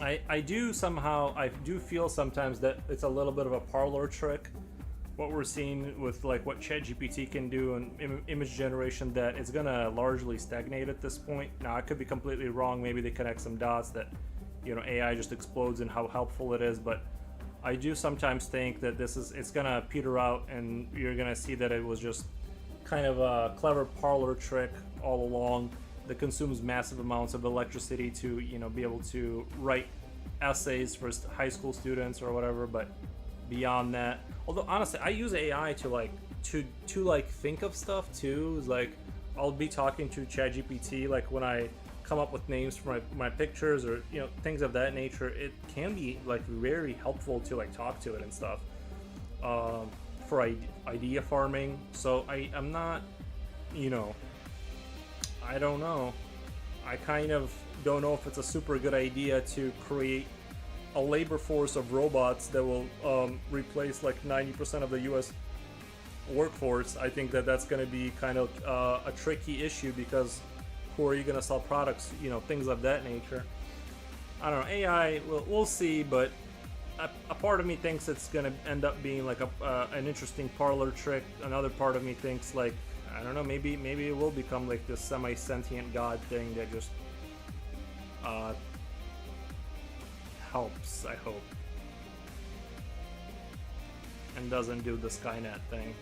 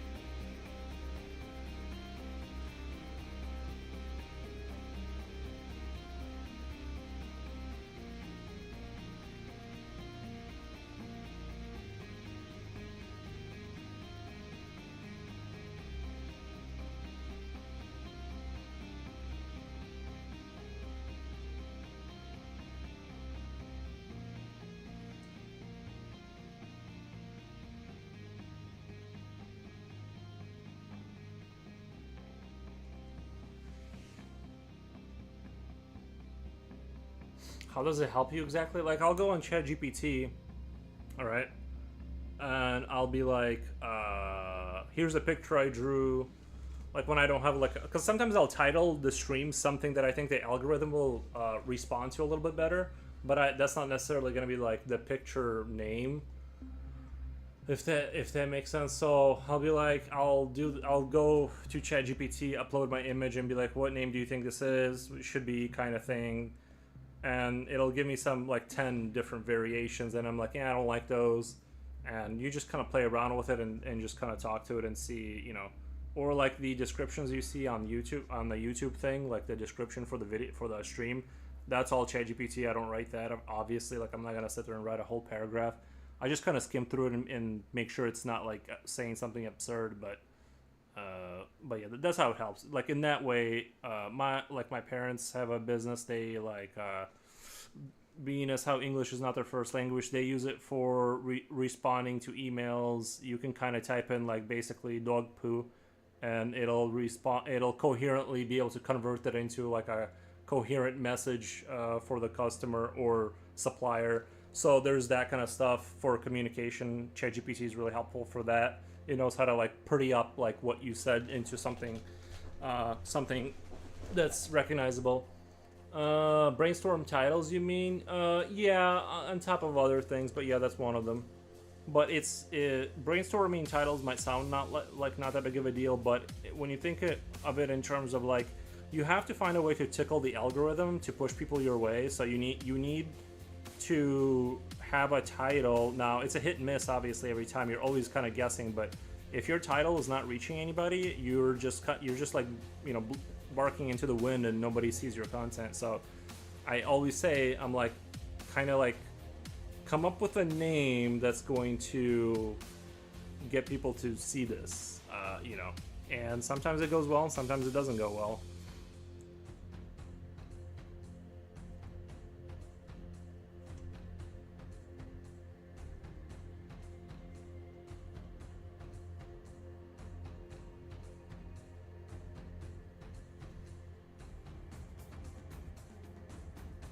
Guys, give me 1 minute. I'll be right back in just 1 second.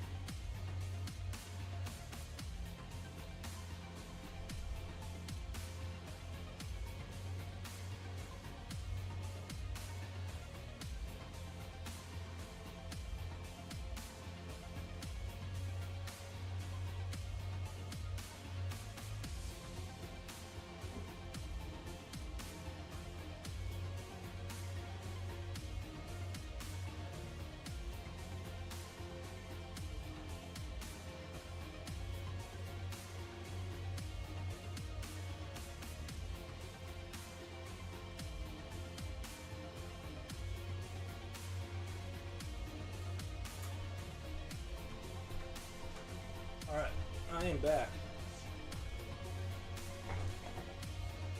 Ever use it to help you come up with imagery to draw or paint drawing ideas? No, not really, because part of it is I'm a little too lazy to like look stuff up.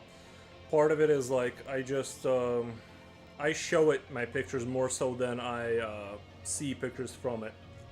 But I have messed around, like I was like generate this and generate that, just to, sometimes I'll do it just to kind of see where things are at, because I'm interested in like, like what can it do, and it's still kind of like I don't know, it's like I said, I think using AI for image generation to as a part of your process is totally fine. It's whatever. I don't see that as any different than like if you're Googling like what something looks like. But that's just my take on it. I don't know.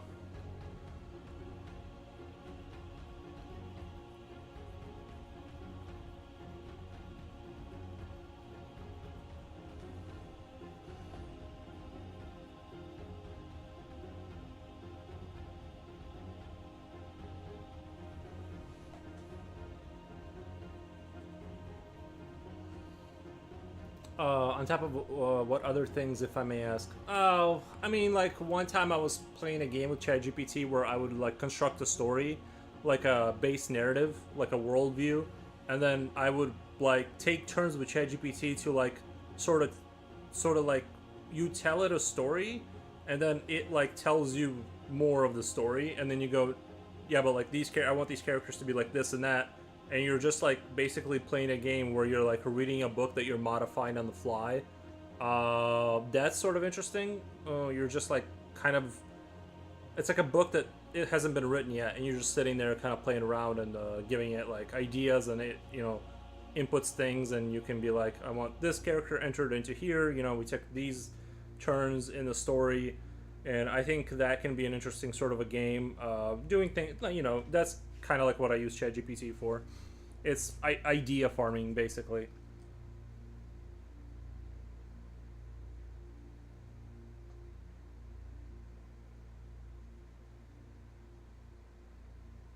Sometimes if I need something, sometimes another useful thing you can do with ChatGPT is like, let's say you're trying to understand, I don't know, electricity, and you need to like kind of have somebody explain to you the difference between like what are the three principles, right? You have like the resistance, whatever, I forget. But anyway, at one point when I was like rewiring my motorcycle, I was trying to like like understand like the basic principles of like electricity, you know, like I said, that like resist. I forget what it is now. I'm super sorry. Like I used to like know like this is sort of like the three basic things you need to know. But what you can do is like say you show it your book that you're reading out of, right? Like the principles it's trying to explain, and you go, explain this to me in a different way, like you would explain it to a 5-year-old.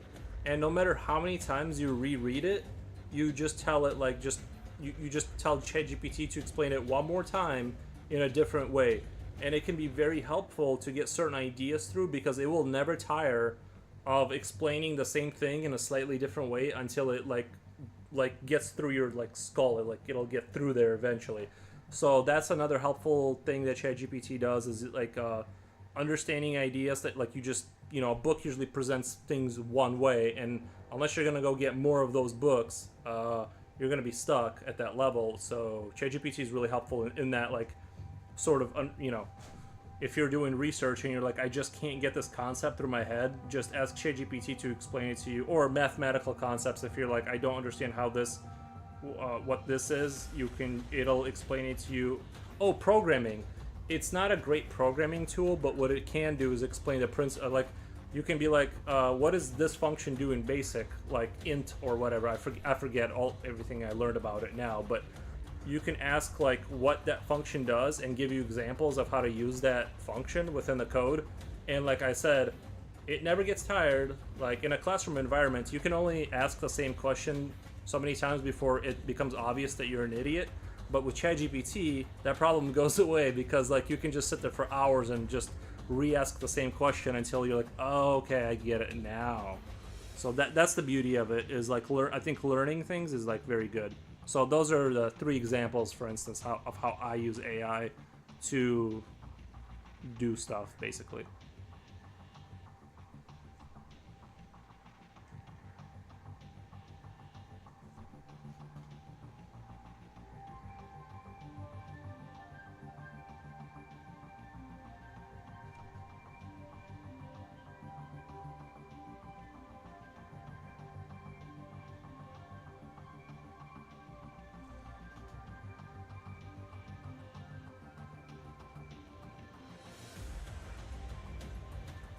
Oh yeah, there's... Wait, hold on, let me think about this. You have voltage? Oh, fuck. I forget now. Is that you have voltage is like how much... Like... I know how to think about voltage, I can't explain it right now. You basically like have power, voltage, and resistance, I think. Right, you have like... I don't know. I don't want to embarrass myself. I used to kind of have a pretty good grasp on it. Like... Well, you don't even really need to know any of those principles. If you're just rewiring like an 80s harness on a motorcycle, you just need to know negative, positive, frame goes back to negative. That's literally all you have to know. And as long as you're willing to spend enough time and money, like making mistakes, you will eventually get everything hooked up. But yeah, it's kind of embarrassing because I actually did have a pretty good grasp on like the basic principles, you know, of like the very basics that you need to know to kind of like.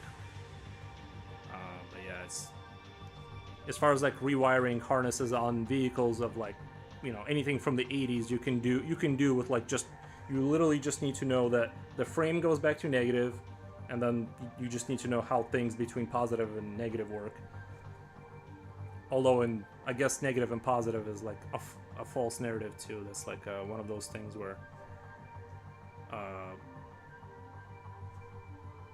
positive is actually negative. They used to think that negative went to positive, right? And then they figured out neutrons or electrons or whatever, they actually traveled from positive to negative. But the math works out, not to bore everyone to death with this stuff, but the math works out all the same, so it doesn't matter even if you have the older way of thinking about it. Anyway, I'm gonna stop talking about it before everyone in chat leaves, but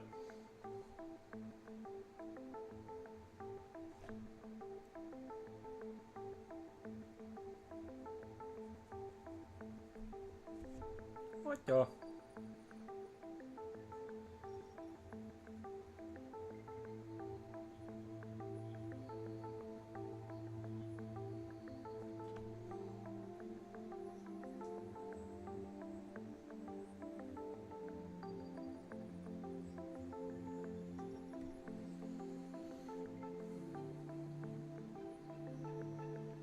Sorry, I started drawing way over there and I forgot about that.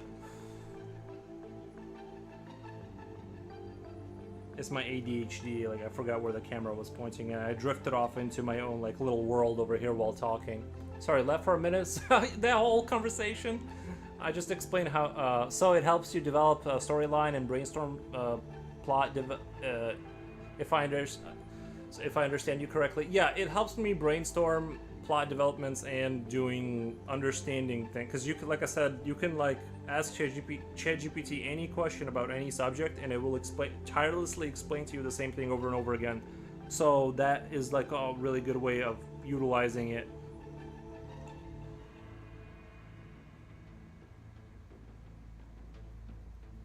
But yes, basically yes.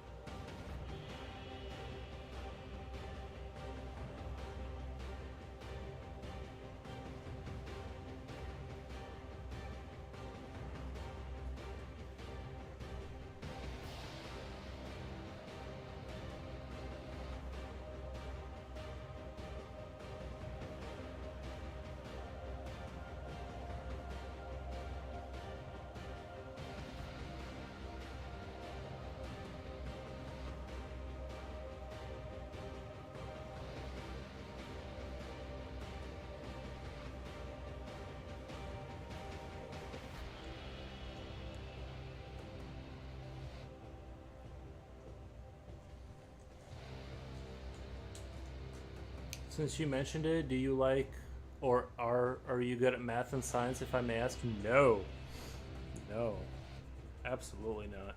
I tried the math thing. Like I tried going back and like learning it or trying to like do mathy things and programming, and it did not go well. I'm not like completely incompetent at it, but it's not natural to me.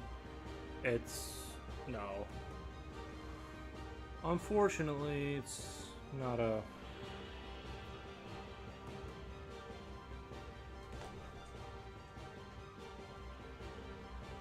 Numbers is not my strength.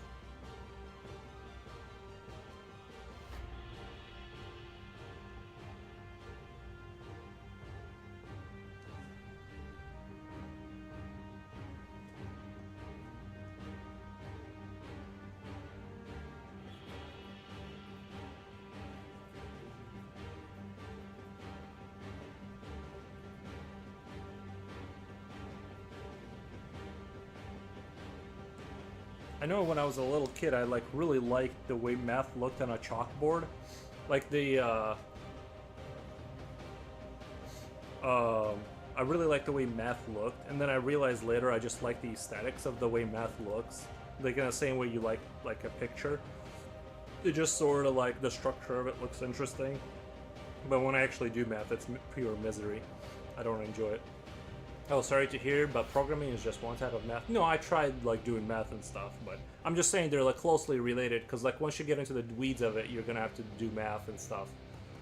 But if I may discuss, like we were discussing about art, isn't a question of mostly practice and not just natural talent. Yeah, you can. The reason I wouldn't recommend, well, I mean, it depends on your situation, like how passionate you are about it. But like if you're doing art and you get joy from it, you're gonna get better. And like if every time you do math you experience misery and boredom, it's gonna be a lot harder of a road before you get like the brain impulses of like joy from that subject. So it's gonna be hard for you to compete with somebody who's like doing it and they're just in ecstasy about that subject. So I would recommend not necessarily like soldiering through like forcing yourself to live that way. I would find a thing that you can consistently do that you find joy from, and then it's going to be a much easier road, even if it's a lot of hard work, rather than being like, no, I'm going to like force myself to be good at this thing that I thoroughly do not enjoy. That would be my recommendation. I don't think everyone needs to be an accountant and artist and all this other stuff. It's totally cool to be not all those things, I think, because you're just gonna waste a lot of time, just sludging through and being miserable. There's a lot of people who are good at math, and they'll do your accounting for you for a price. So, like, you just need to get good at what you do, I think. So, some of the symbols look like calligraphy, especially calculus symbols. Yeah, I'd never made it that far. So, yeah, I agree. I like the way it looks. I just hate the way it functions. But I think it's mostly a memory issue. Like, if you have a bad working memory, like I was talking about before, it's going to be hard to do, like, anatomy. I think part of the reason maybe my brain is good at coming up with new things is because it's bad at remembering stuff. I don't know. It just seems like if you have a bad working memory, you're gonna have a rough time with basically everything in terms like math and reading and remembering stuff, because you just forgot what you just read. So unless you read it 30 times, you're gonna be not remembering it. So that's gonna be just a rough life trying to get that. That makes sense. Thanks for answering. Hope you. No, it's fine. I love talking to chat. Most of the time, right? Most of the people that talk to me are pretty chill and cool, so. But that's just my thoughts on it. I don't know if it's a rule that people with like a bad working memory are good at creating stuff, new stuff, because they have to create a new thing to like move forward instead of remembering something accurately. But I'm pretty sure my memory like is not that great, And that's going to be, right, you're not going to be good at math if you can't remember stuff. You have to hold it in your head and be able to like manipulate that information while you remember it accurately. So if that's not something you can do, you're just not going to move forward in that subject. In the same way, like people who can't see things in their mind, like visuals, I don't know how you would be able to pull out an idea out of your head and put it on the piece of paper if you're not able to see the image internally and then hold it, you know, just you need to be able to access that. If that's not something that your brain does, you'd have to use AI or references to draw. Like I don't see a way around that.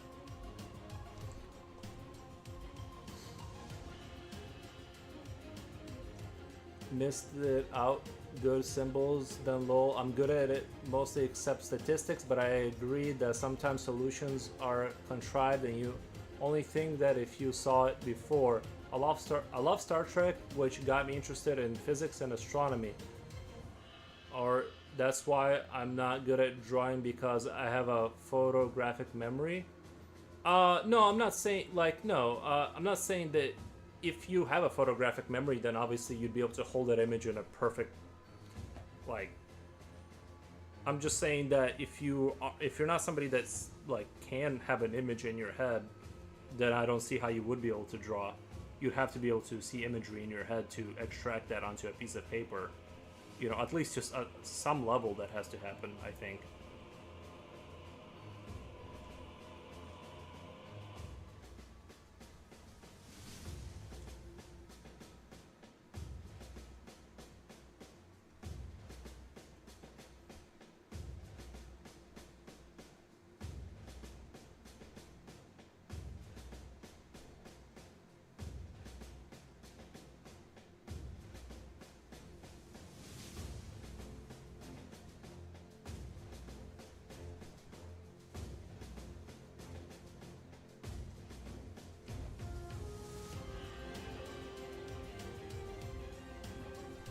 Yep. I'm just speculating out loud, you know, lol, but I do want to. Yeah, it's very interesting. I just think there's just. I think it's good that there's just different type of humans because I think I heard somewhere that the difference between like the human, you know how you have people who are like 5'1" and then you have people who are like 8 foot. The difference between like the human brain types is like way more radical than like the body types. So you know how good somebody can be. You know, I'm sure there's people who can solve problems with physics in their head, and some people like they can't. You know, give you the correct change from a register. So the difference is so staggering that it's good that we have just the diversity of brain types within the human population. Otherwise, you just wouldn't. If everyone was like, you know, function more or less the same, you'd have like you just wouldn't be able to move forward. You need the crazy, you know, the brains that can do things that others just can't. I don't think there's a way to like I mean maybe one day they'll be able to scan everything with perfect accuracy and give you the exact sort of stats on like what kind of brain does what, but I think that I don't think that that's coming anytime soon. We're not going to know exactly why certain things do and don't happen. Yeah, we're all around 2 meters tall per under 2 meters is about average. Are all about the same size height compared to ants or the universe.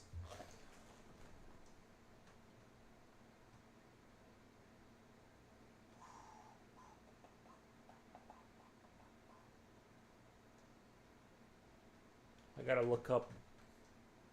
Let me look something up really quick. I gotta look up a track.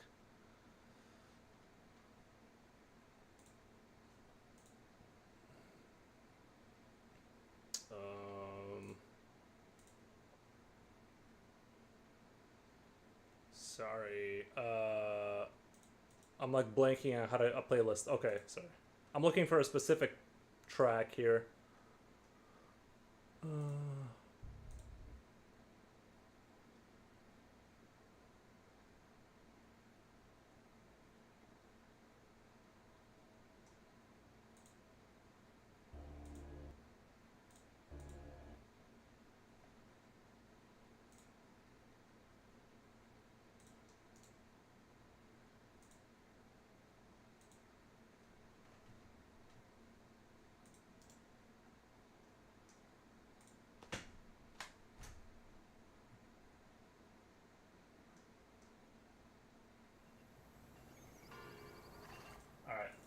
I got my soundtrack up. Okay. I wish I had synesthesia. Do you? Wait, what? Uh, butt bites, brain diversity rules. IDIC. Are you a Star Trek fan? I'm more of a. As you can see by my artwork, I'm more of a Starship Troopers fan.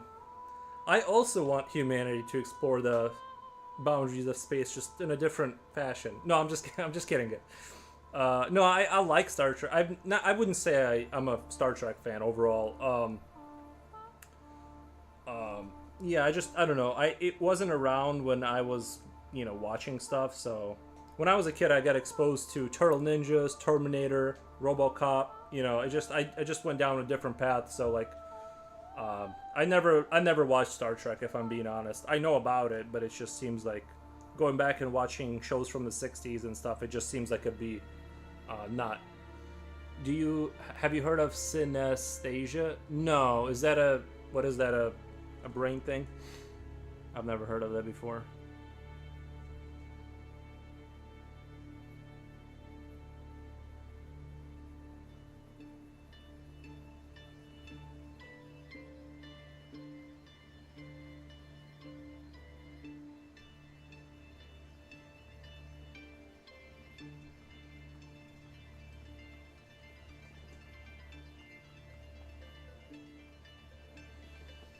Oh, I didn't know this was Starship. No, no, no. I'm just saying that like as a joke, because it's like ideologically, Starship Troopers was the opposite of Star Trek because they went out as like a force to find out about the universe and see how they can help heal or whatever. Starship Troopers was just more of a expansionist power fantasy, satire kind of thing. I was just kidding about that, but you can see that like my artwork is a little bit more tuned in that direction. Uh, so I see the resemblance, though I was that Skull DC Marvel inspired. Forgot the name. Really? How interesting you have? No, I've heard. Oh, are you talking about synesthesia? I may be misspelling it, but it's basically when your senses get wires crossed. No, yeah, I've never heard of synesthesia. I'm sure that wires do get crossed.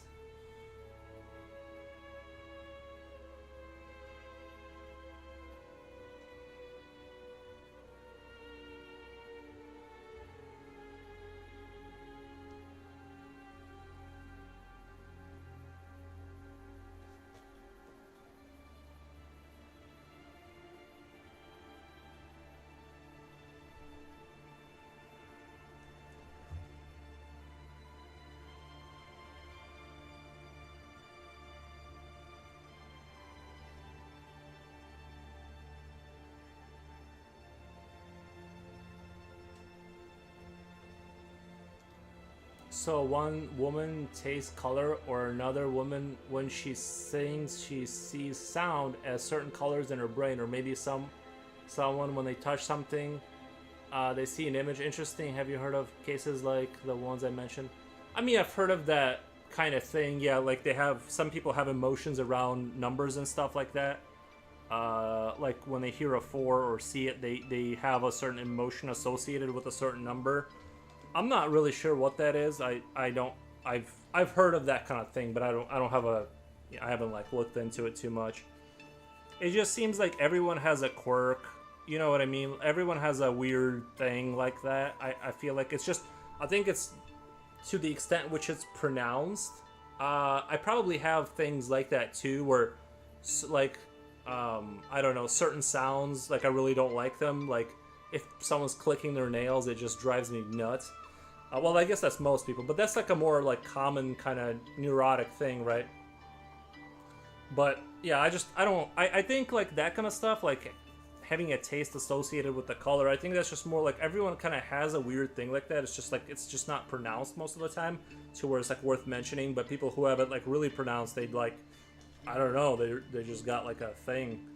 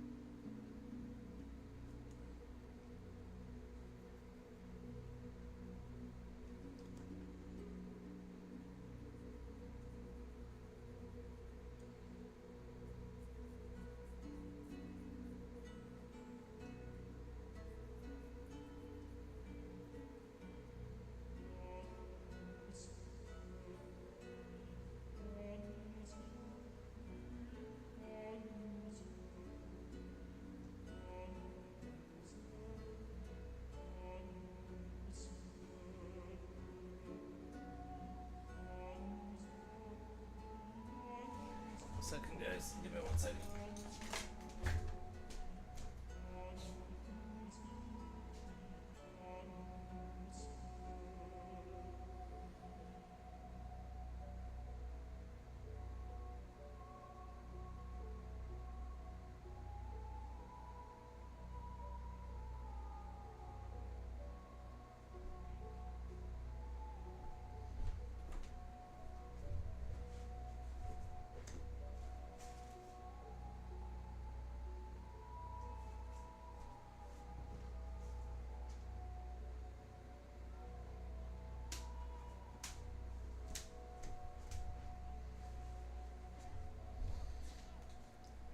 I just saw a random police officer walk by my window over there.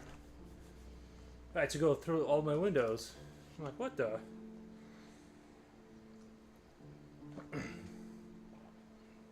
I don't see a cop car though. I was just walking around out there.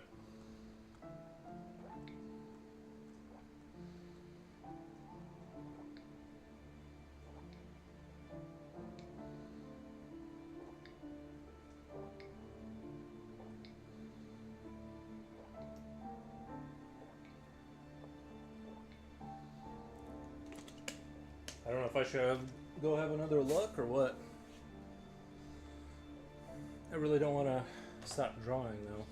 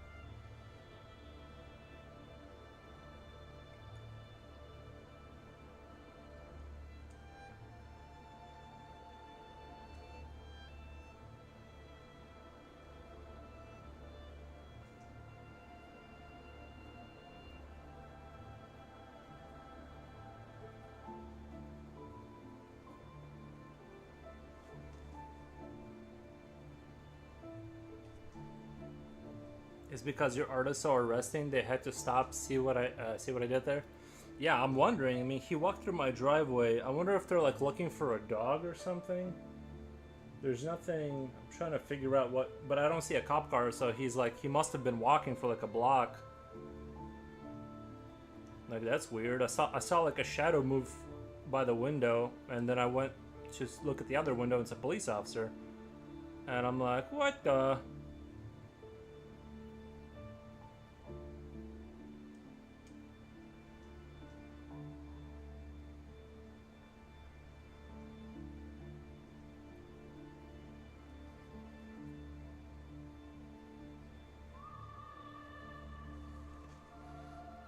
I don't know, just it's weird.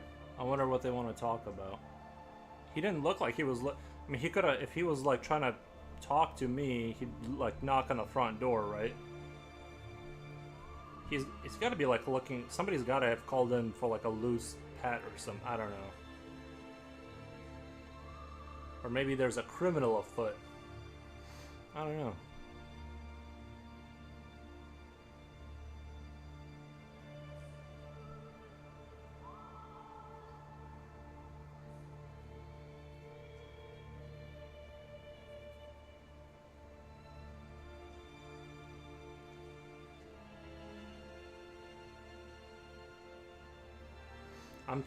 I'm tempted to go look through all my other windows, but I'm like, I'm streaming. What the? Can't stop streaming. I'm gonna go turn on another fan. No, I made a pawn vault. No, I get what you were saying. I'm just saying that I'm gonna go turn on another fan in the kitchen. Get the air moving.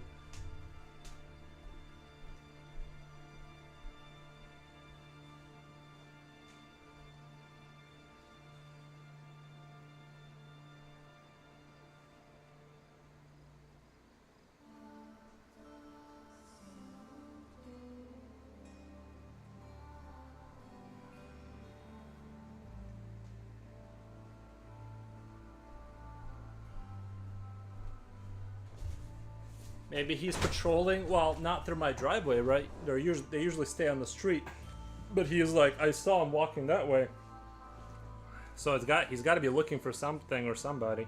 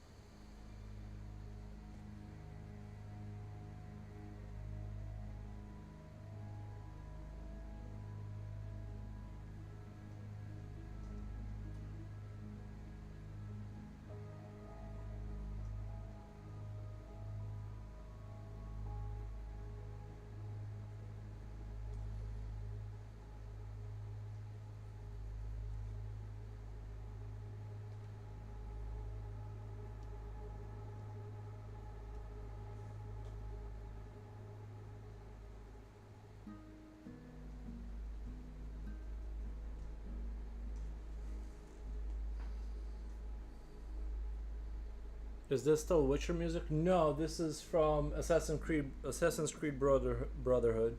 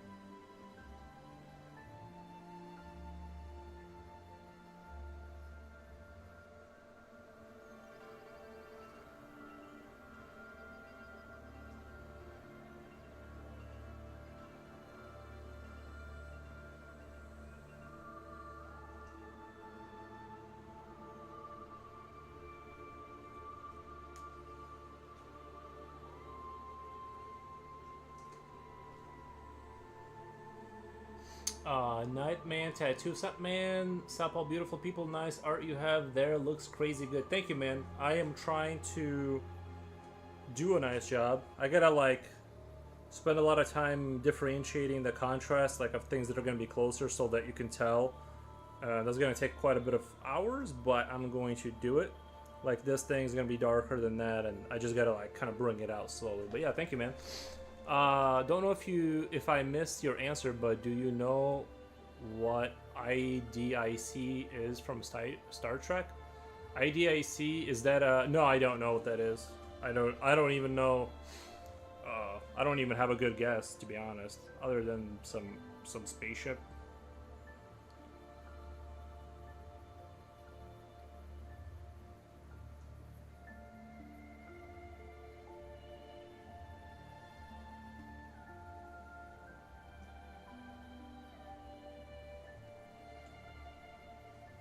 But I really appreciate the nice comments. Yeah, you can tell me what the IDIC stands for. Like I said, I'm not a hater on Star Trek. It's just not something I ever felt compelled to like explore, because it seems like when I was like coming up, it just wasn't like around me. I don't know. I know a lot of people like it. I know people love it, but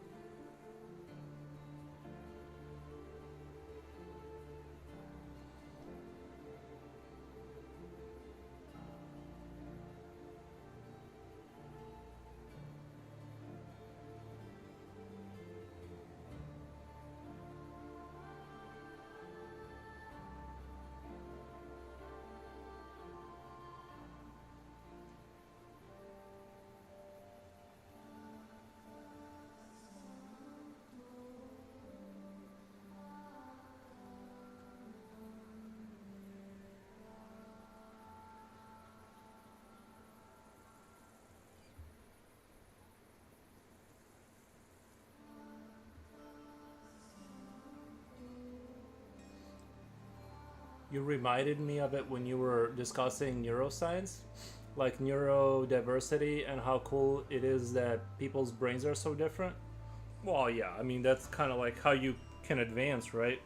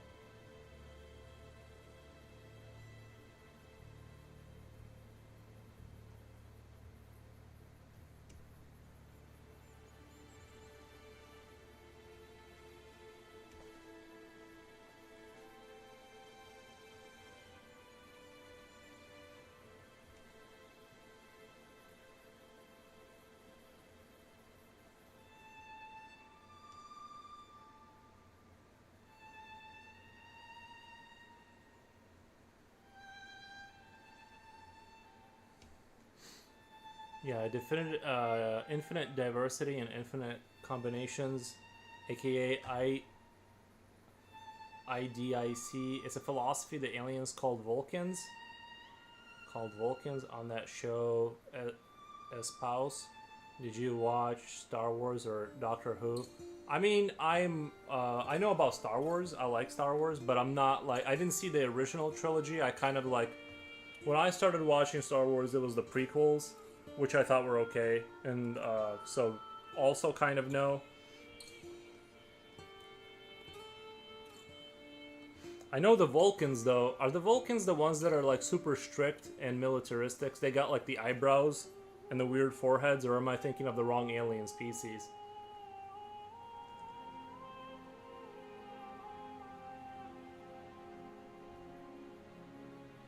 I think it was the Vulcans, right? They were like, sort of like. Who was Spock? Who did Spock belong? The guy with the crazy haircut, the bowl cut. Who was he as one of the people? Are they the Vulcans, or are the Vulcans the guys who were like the more militaristic types? I think the Vulcans were like the super logical Spock people, right? Don't quote me on that. Like I said, I was never like super into those shows. I think Star Wars is like pretty good, but I don't know. I just again I started late, so I didn't have that intense nostalgia for it. So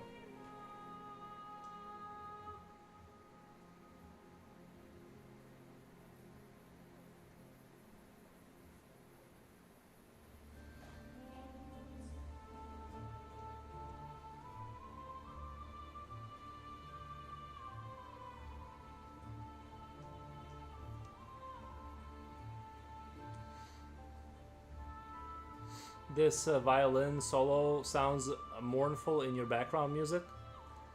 That's what IDIC stand for. I meant infinite diversity, infinite combinations. Oh, okay.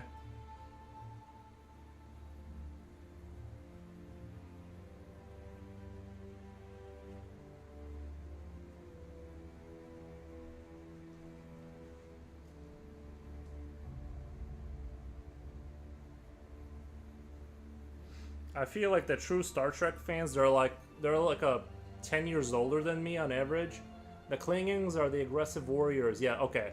The Vulcans are Spock. Yes. Okay, okay. That's see, I know like the outlay cuz I mean, you just whether you like Star Trek or not, if you live in America, you're going to come across it. It's going to get brought up. But I can't say that I'm a huge fan because I never really watched it. I know that people about 10 years older, I'm 30, 35. I'll be 35 here in a minute, but it seems like the true Star Trek fans are in their like 50s kind of area. That's when the show, cuz like I was watching Red Letter Media with those two guys that discussed movies, and it seems like they're in that age range of like being 10 years older than me.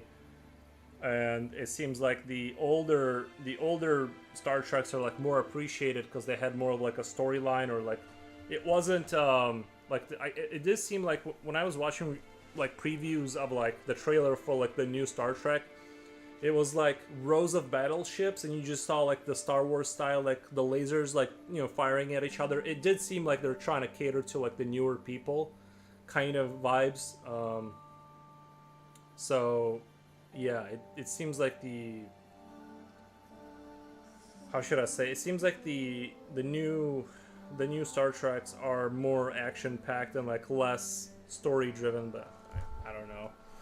I don't have a dog in the fight. I never really. Well, Spock was half human, half Vulcan technically, but yes, that was his species.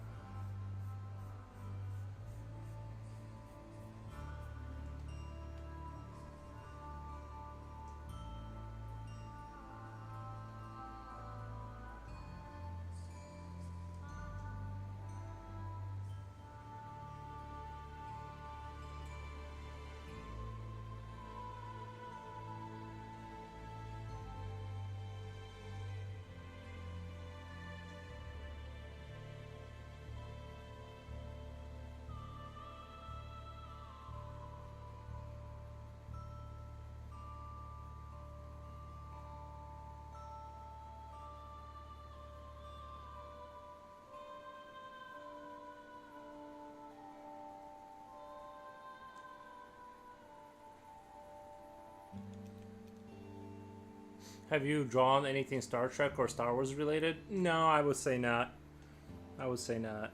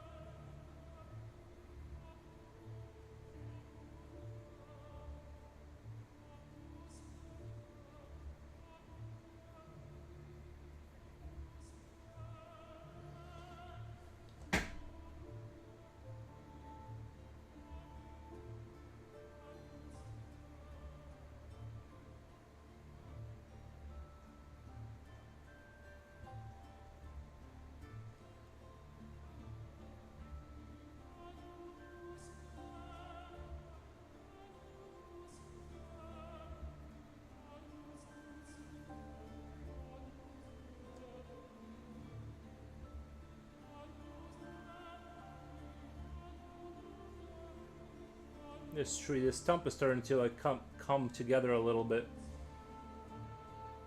I'm starting to like it, but it took a lot of time. I need to like darken it up more because obviously it's closer to us. It's gotta have more, even more contrast, but it's at least starting to kind of get there a little bit.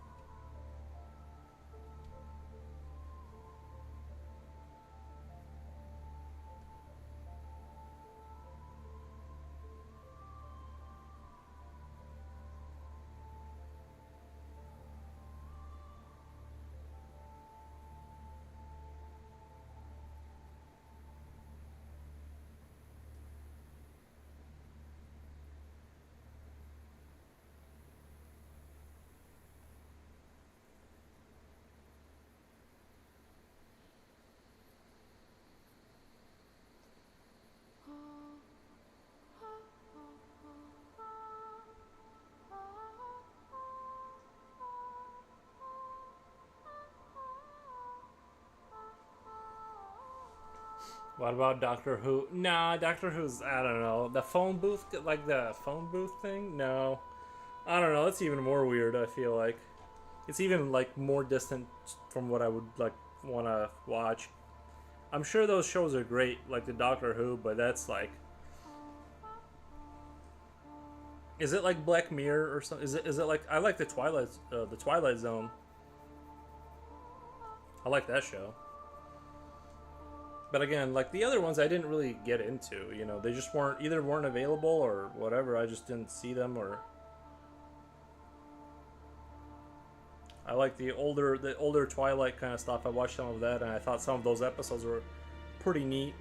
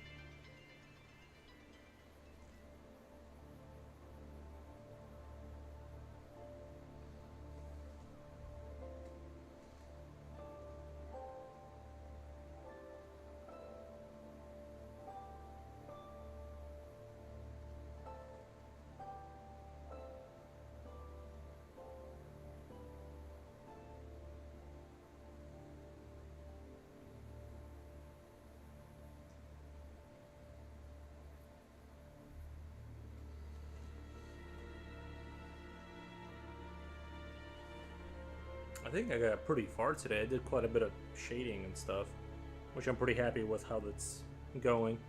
Pretty happy. It's just drawing full environmental coherent pictures is hard because you gotta like maintain the distances and stuff. It can become an issue.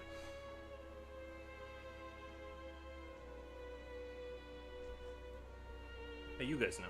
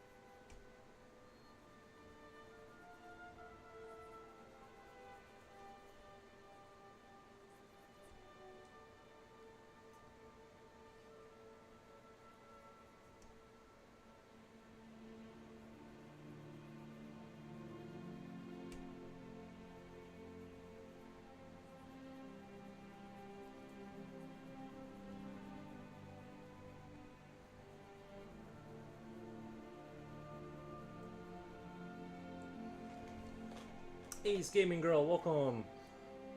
What do you do with all these pieces? I put them off to the side. I scan them and I upload them to the old Instagram, and then I sometimes I give them to people, but most of the time they just sit there and collect dust. What were you looking at, if I may ask? Seems like you were staring into space for inspiration or something, lol. I'm blanking on exactly which moment you were talking about, but it's not unlike me to stare into space and just wonder.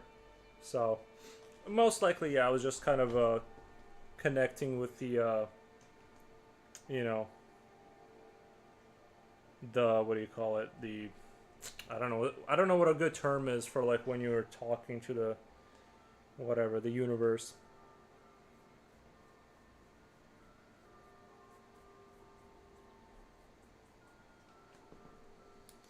Yeah, but the pieces, some of them, the commissions go to the customer, but mine, they just like they just sit there. Eventually, you just put them up on the shelf somewhere.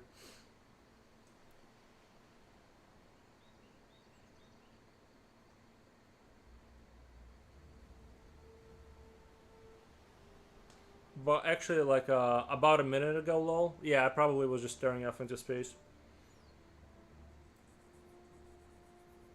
What was I gonna say? Oh, the pictures I've been drawing recently. There's been some thoughts about turning it into like an art book and selling it on Amazon, but the originals will just pretty much stay here, and then the book will just be a separate thing. But we'll kind of see if that's the direction I want to go in or whatever. But yeah, that's some thoughts about that. We've been discussing. By we, it's you know just people in my life. I wasn't really planning on doing it, but I don't know. We might publish one of those like print on demand Amazon books or something. I'm like, I don't think it'll sell, but they think it might sell. So I'm like, okay, I mean, no reason not to do it, really. What do you do for work? I used to be in manufacturing, now I'm not. Exactly what pen or brush are you using? So the pen or the pencil I'm using is a .03 Graph Gear 1000. It's like this Japanese pencil. And yeah, it's like a very thin lead pencil. But the brush is just something I use to smooth out the lead in some circumstances, so I can get like re-smooth the surface, so I can like add detail in again.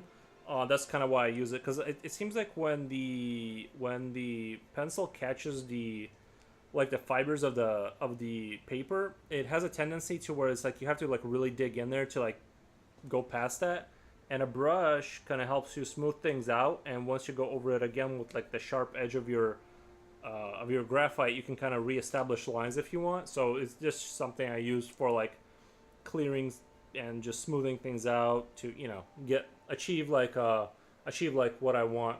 As far as what I do for work, I was in manufacturing for like 10 years. Before that, I was retail. But yeah, now I work from home, and I make content basically.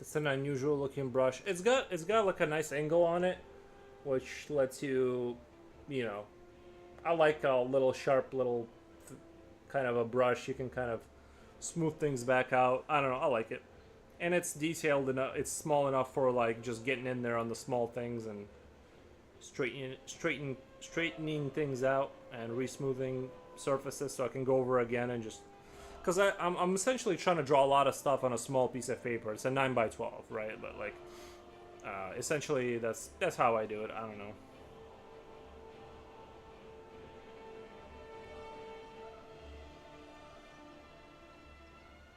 I think it would be hard for me to draw on like a really big piece of paper just because I'm not it's like it takes time to get used to the scale of things.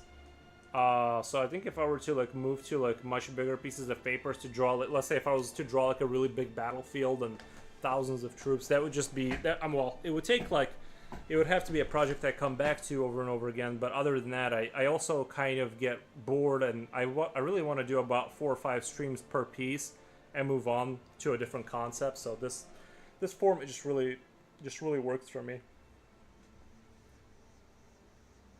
The brand for the brush, that's some generic stuff. It doesn't even have a name on there. I mean, you just need a tiny. You really don't need this specific brush. It's just you need a small brush that's like hard and angled, and you don't even need that. It's just I happen to have found it somewhere and not been using it for a while. Some people will use these like paper things. It's like this compressed paper, and you can smooth out the graphite this way. That's also a very viable strategy. These like little paper stumps. This is you just kind of smooth things out this way too. But yeah, it doesn't really matter how you go about it. You don't need to use a brush or anything. It's just sometimes I switch to a brush, but it's the same application, same concept.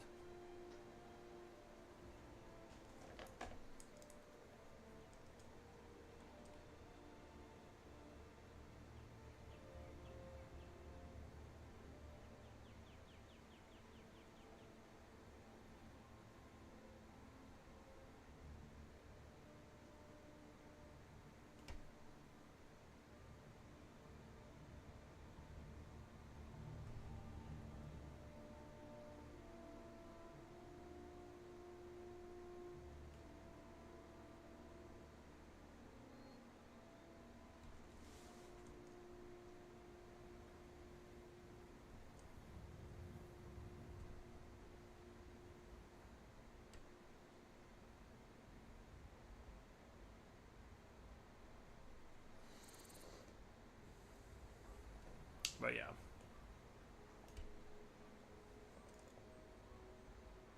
Trying to see which direction I want to approach the next line of work here. I need to do this corner here, which is going to have a lot of shading.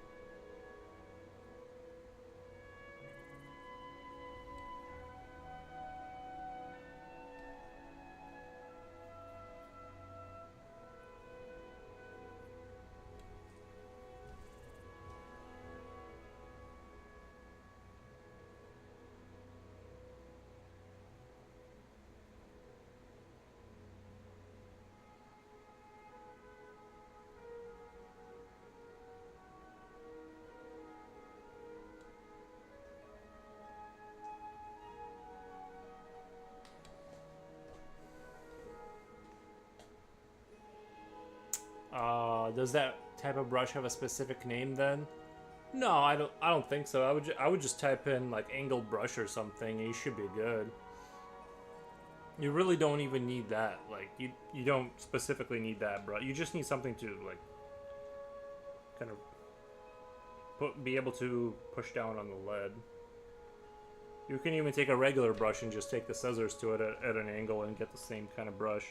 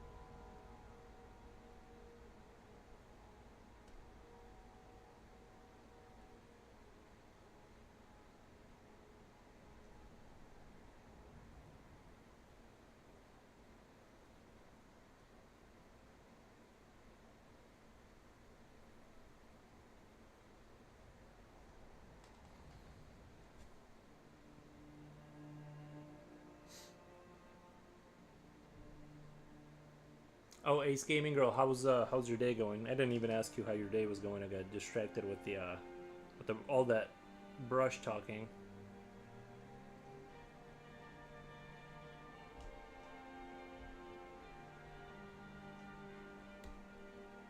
I don't know if you're still here or not. So is that whole sharing just one color pencil or different chef? So is that whole yeah, there's only one. I'm just using just regular pencils for this whole thing. There's no differences.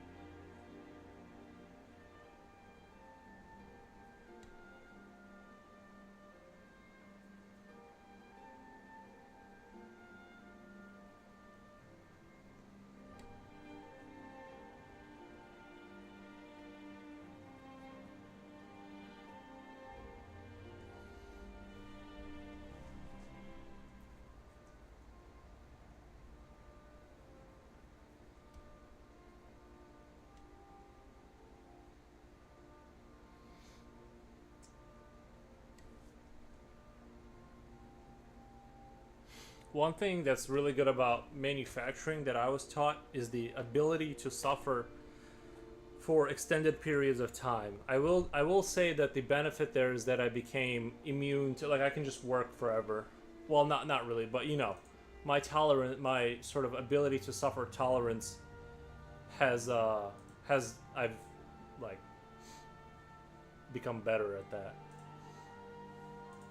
And I think a lot of times that's all you kind of really need is like that little bit of an engine that propels you.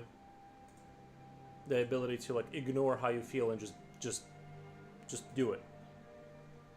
So, as much as I didn't enjoy manufacturing, I will say it's had its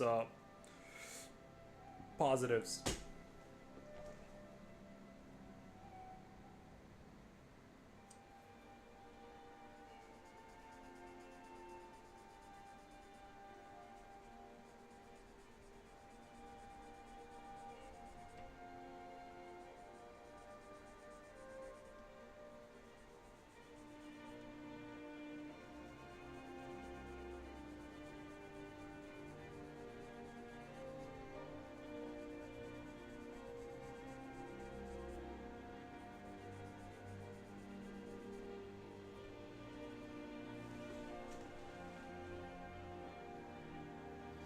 But how do you get some Lars to look almost blue or hue or white or lighter gray shades with just one pencil?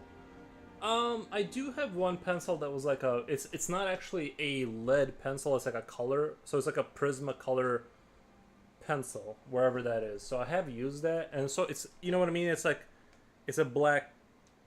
So when you're seeing the bluish color, that's more me. That's when like the white graphite, when it mixes with like the regular pencil, it turns like a bluish kind of it turns like a bluish color. That's not something you necessarily. I don't mind it happening. It doesn't bother me. That's not something you want if what you want is not a bluish color. But if you don't care, like me, then it doesn't matter. But in terms of like the white, I use the white graphite obviously for the highlights. That's not, you know what I mean, that's not happening just with, I can't highlight without putting white on there, right? But as far as, I think it just kind of looks like you're, I don't know, it is.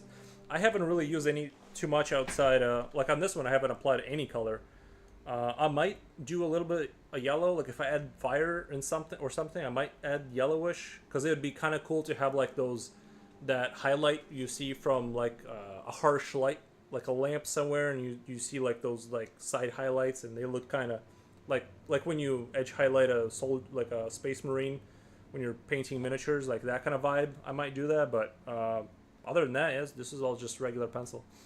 What did you do manufacturing, if you don't enjoy it, if I may ask? Why did you do? Oh, I needed money to like put. I need money to exist. That's why I did it.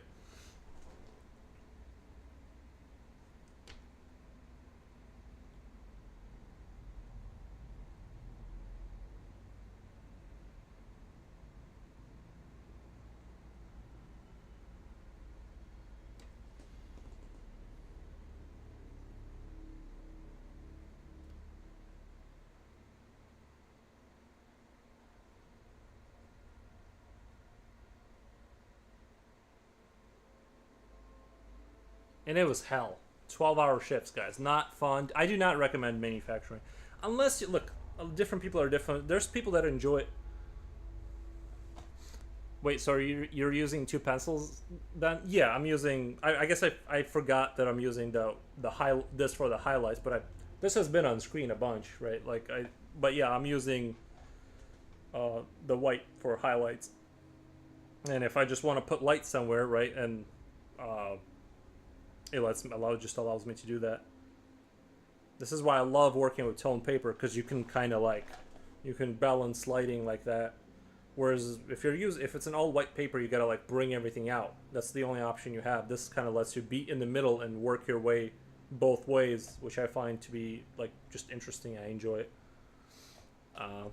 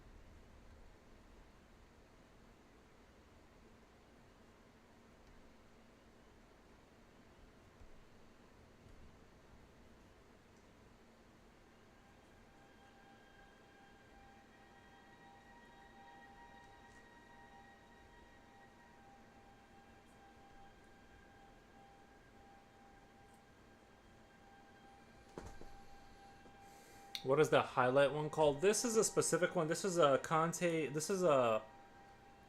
Oh man, what is this? Is like a French pencil. I have a bunch of these.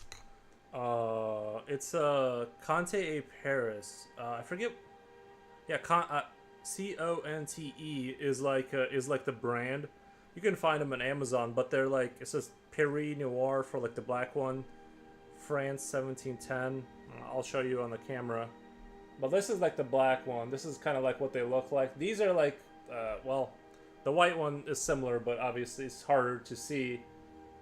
And it's a compressed like basically compressed charcoal for like the black one, and it lets you get like super dark, which is super nice. Like when you're finishing a picture up and you need to do those final like shadows to really get in there.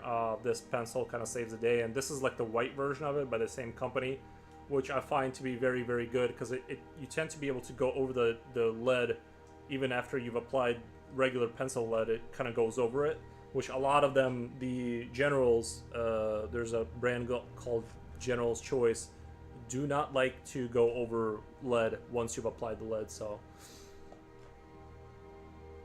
oh, sucks about those long days manufacturing. Couldn't find any other job that wasn't such long hours. I don't know. I don't have a good answer for that. I just got a job and I stuck with it because I'm like, I don't know.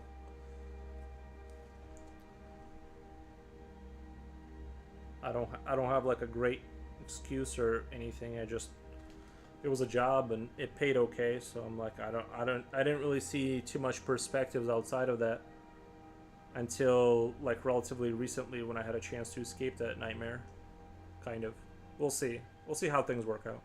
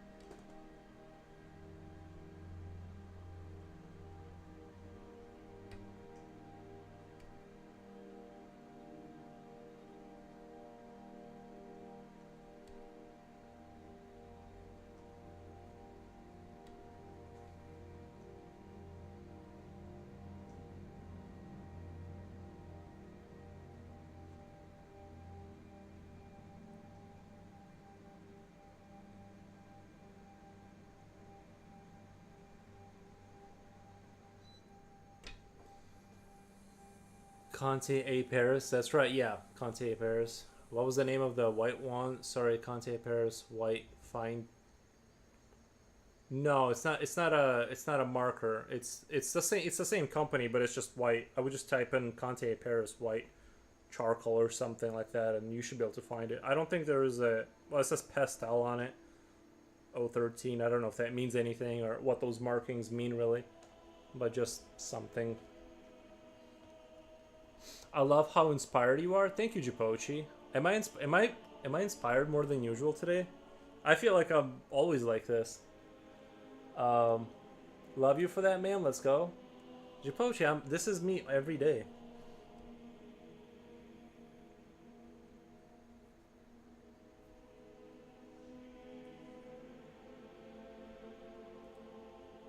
By the way, I haven't found a single ultra rare on Helldivers for like 6 games in a row now. I keep getting stuck with people who it's not even their fault. Nobody's finding anything. It's dry out there. I need 5 more to upgrade my Bombay or whatever. I just see you glow. Nice. Yeah, I've been getting solid 8 hours of sleep for like the last 2 weeks, so that's probably why I'm just like sleeping. No alcohol, no tobacco of any kind. So it's probably just the combination of sleep and all that good stuff. I think it's because of the new map, lol. Which map? We got those rare stuff in the bug world. You did? Um, Sorry, the combination of black charcoal marker and white marker creates the blue hue. Is that right? Yeah, but that's like an accidental thing. You can do that. I'm okay with that being a blue hue, but that's just yeah, that's just how they mix. They create for some reason white charcoal and regular pencil. It turns into a bluish hue for some reason. The swamp, I mean, not the city. Oh, okay. Yeah, I'm not good at finding ultra rares. I only know them. I only know where the ultra rares are on the Super Earth because that statue with the two soldiers on it, like this. You can find the super rares on that platform sometimes. Well, at least I did once, but then never again.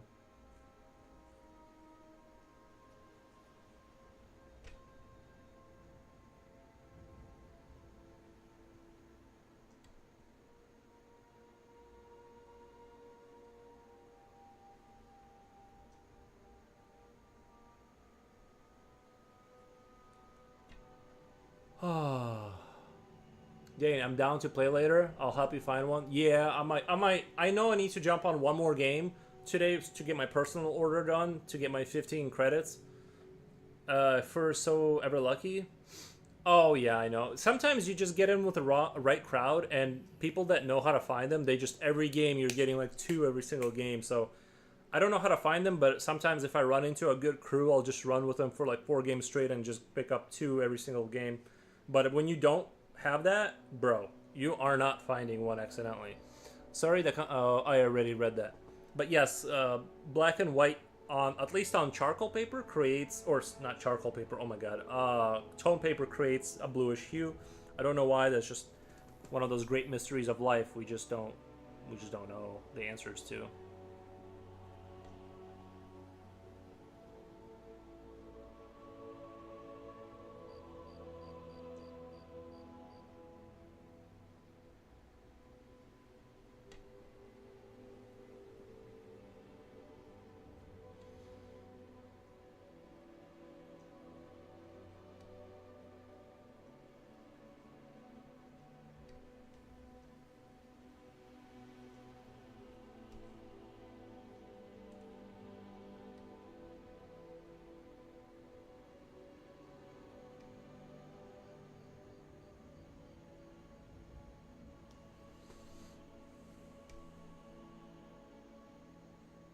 We should add those two we played with last time.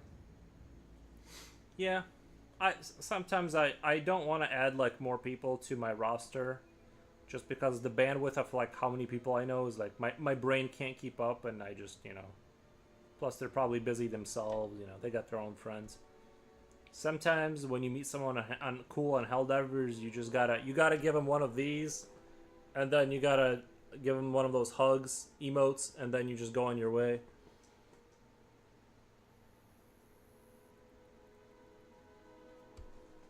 What's important is you both fought for democratic values across the galaxy.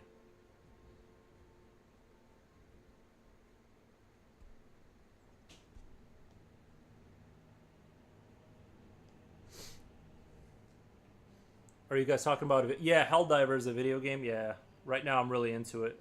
It's been clicking with me. Something I realized is that you actually don't want to engage you don't want to engage in a firefight every single chance you get. You want to accomplish the missions while interacting as little as possible with the enemies.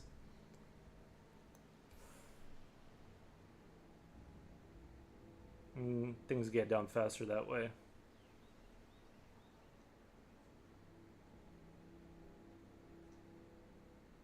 I'm just very passionate about managed democracy.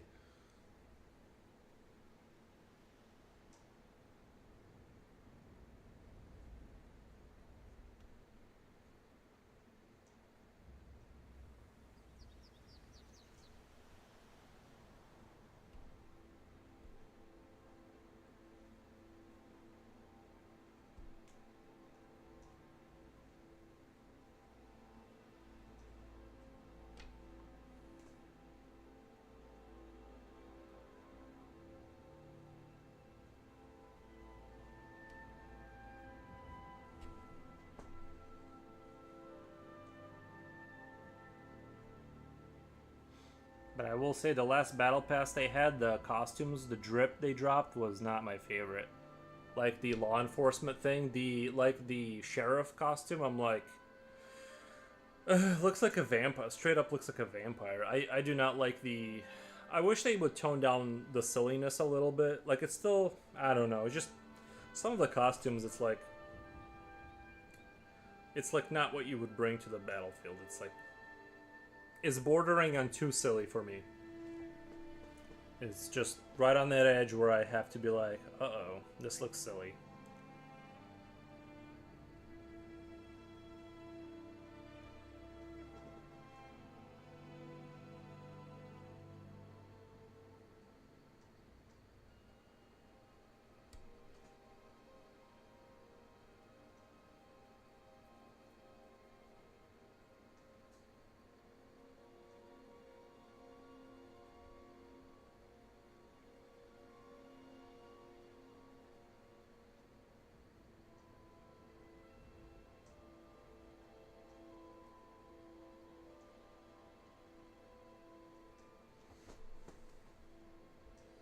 The amount of those rounds on the ground, damn, I would have just, I would have just scribbled though. You're so patient. Well, I think, yeah, shells is, I don't know why, but I'm like addicted to drawing like little shells all over the ground. It kind of gives you that sense like there was like battles going on for a while. I've never been in a war, but I feel like if you're defending a trench for like a month straight, there's just going to be shells just piling on top of shells. Wow, so Elba, the effects, the textures I see you did with just those two charcoal pens. I'm going to have to rewatch these streams from the beginning. I don't know. That seems like a lot because my streams are like usually 4 to 8 hours. I mean, I mean that'd be great if people were watching like after post stream, just rewatching to get the technique down right, but.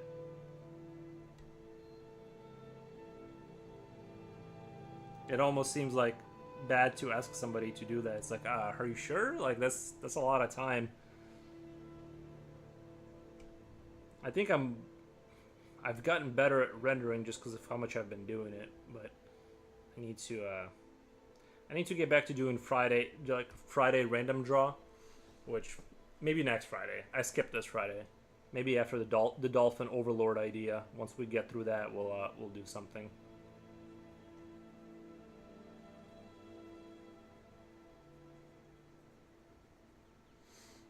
Tell him if he has seen clippable stuff. Let me know, lol.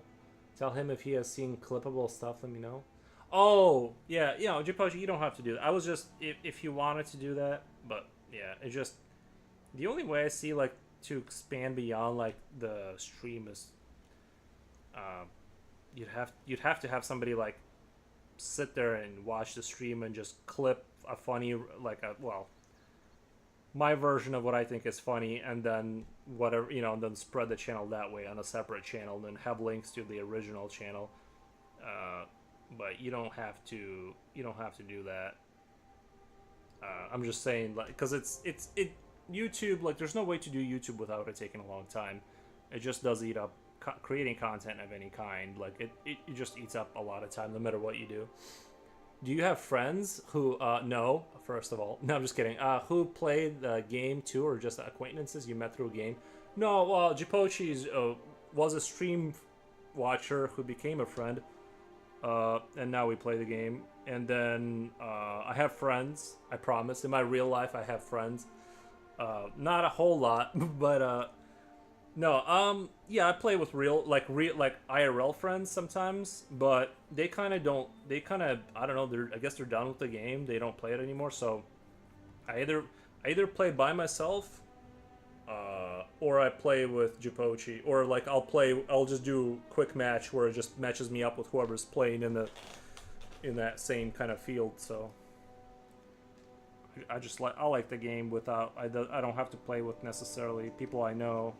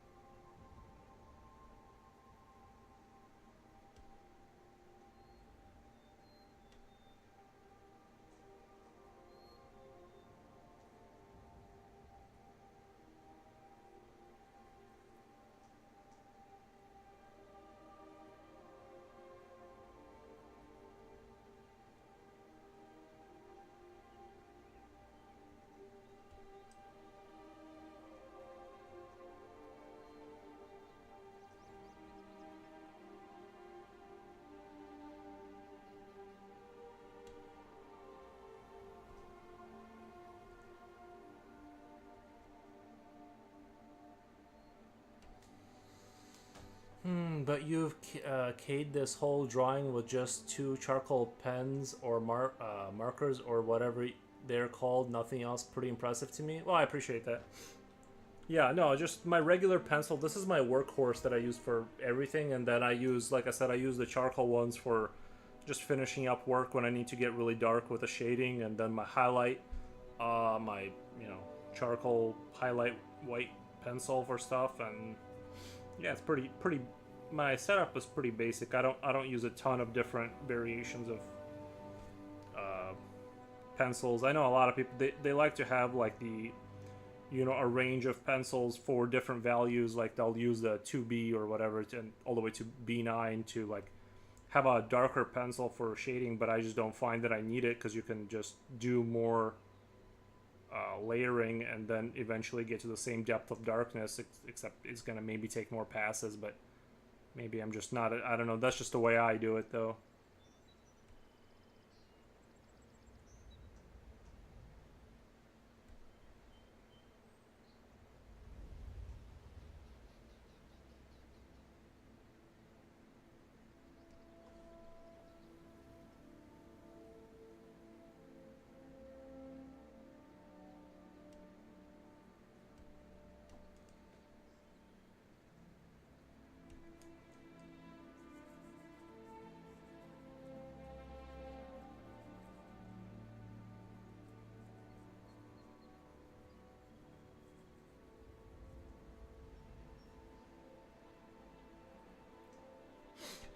Yeah, I just enjoy streaming because it gives me an excuse to sit here and yap forever, and it makes it like less of a single player experience because drawing is like like going like if I went back to drawing just sitting here quietly by myself, like it would be rough because I'm so used to just like just talking to people. So I don't know, I just like the streaming and drawing combo is a good combo because you get a couple people that talk to you and then you're just yapping away. It's awesome.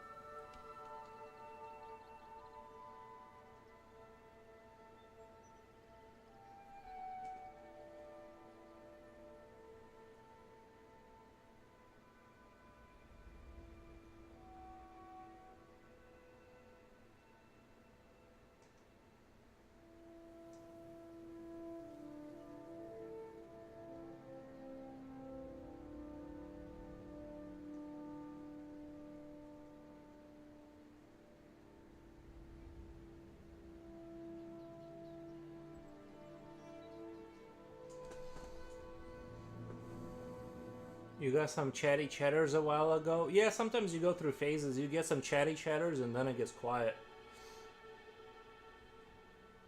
Tell him if he can. Oh, I already read that. Just hope while you yap, you won't get sick of me. Nah, I won't get sick.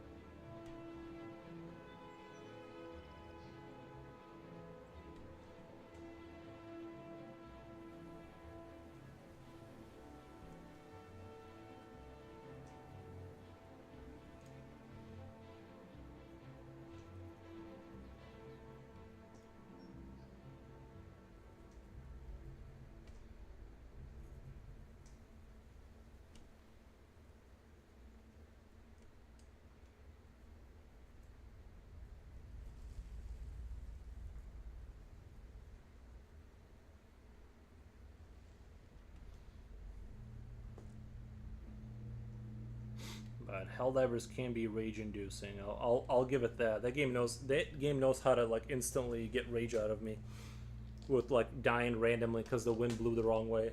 Oh no, I broke the lead. How did I do that? I wasn't even moving really. Dude, that is so upsetting. I'm a witness. Yeah, like it's just like people who use turrets should just like, oh my god, those things just do nothing but harm you. They just shoot you in the back of the head while you're trying to do anything. And then recently I went through a streak of just randomly dying for like literally no reason. My character just falls over and dies, and it says like you were killed by environments or something, or you killed yourself while I wasn't doing anything. Sometimes I suspect like there's been glitches where you when you get on that machine gun, that dual machine gun thing, it'll fire one shot as you get on it. It's like a glitch. And what I think is happening is when I was putting away my rifle, that rifle that shoots like those large explosive rounds. What I think is happening is when I'm switching out the weapon, it like misfires and fires while you're swapping weapons, and basically explodes, and it counts as like you killed yourself, but it's like the same like misfire glitch that's happening. I think that's what's happening there. I can't exactly determine why I'm dying, but I think it has something to do with weapons having a misfire glitch, and if it's an explosive round, you just get deleted immediately. I feel attacked. Yeah, it happens to me too. That was annoying. Yeah, when it happens, it's hard to like explain how rage-inducing it is when you've been having like a really good game, and then you die because of a glitch. It's like, or oh my god, it's super annoying. The game really does need a good polish on it. And I know they're adding stuff all the time, so it's easier said than done when you have like a really complicated product with all these moving parts to be like, just clean it up, please. But man, if it like, yeah, it's just, it is what it is. It's hard to manage a big product like that with so many good things. But man, is it upsetting when you die randomly. Japanese ret something was it? Wait, what was the brand name of the pencil? Sorry, you said it. Oh, no, it Japanese ret something was it? No, it's this was the Japanese pencil, Graph Gear 1000. This is my main workhorse. This is what I use for most things. I have two of them, but yeah. Yeah, Graph Gear 1000. It's usually around $10. But like I said, you really don't need like any kind of like specific pencils to draw well. It's just that like I've slowly developed and catered to my style, so I've bought things that I like and like they adapted to me, and I adapted to them, so that's kind of like the story.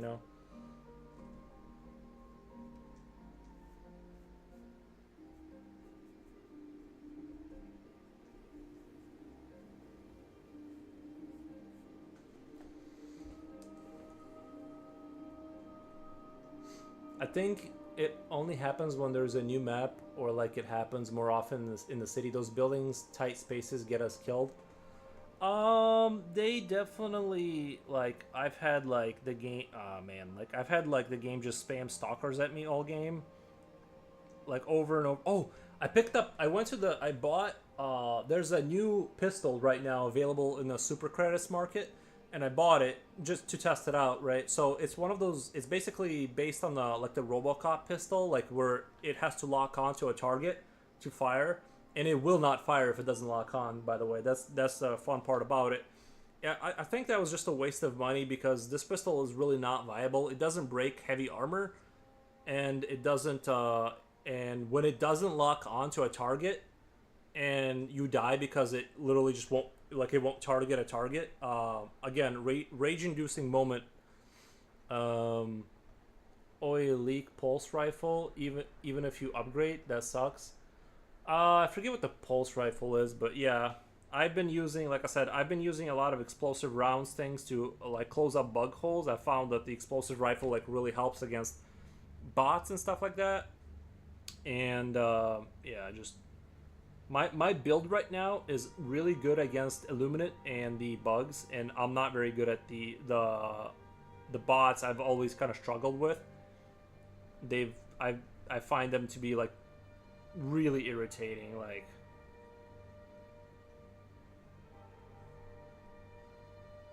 I remember one season they like overtuned the aim on the bots, and they would like be like the guys with the machine guns with the shields. they would just almost just snipe you from like 2 miles away with those machine guns, and I'm like, this is like way overtuned. Like nothing should be this hard. But yeah, it was. Sometimes you just gotta put that game down because if you get too upset at it, like.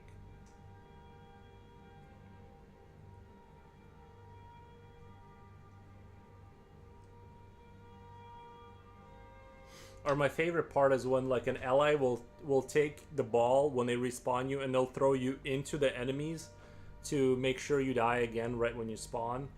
Why would they give us guns like that? I think they meant well with that gun. It was sort of a RoboCop kind of like, hey, like remember RoboCop? But it was not very well executed. I couldn't find anything. I couldn't find a way to use it that was like interesting or special or useful. I always default back to the revolver because it can pierce heavy armor, and you can kill like a lot of units because it'll have specific spots where you can break through their armor. So I'm still going back to the revolver for everything.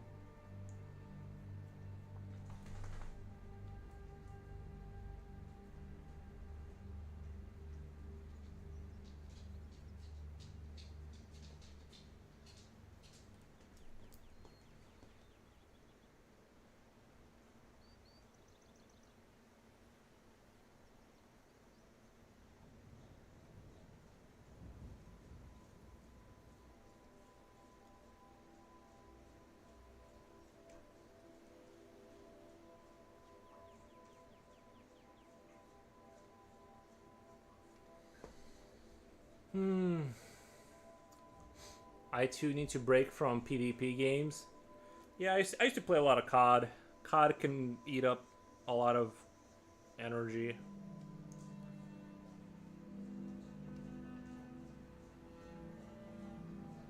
I just want somebody that's like really intelligent to go make like a Factorio style. Imagine Factorio, but instead of you're just building a factory, you're building a factory that builds armies, so you can like go send ships and start war. Like I want like a chill RTS world conquering game. That's what I really want. But no one's making that right now. There's a couple like sort of logistics games like that, like Factorio, where they are pretty interesting because you expand your base and you build out the logistics, and like I love those kind of games. I just want there to be like the next step where you're like, okay, there's this zone with resources that you need to get, but there's enemies there. And you know, I don't want to do like the artillery stuff. I want to do like you spawn in bots that go and they fight, and then you go take that territory, and you just kind of progress technologically like that. Sending in an eagle, yeah, the game's awesome.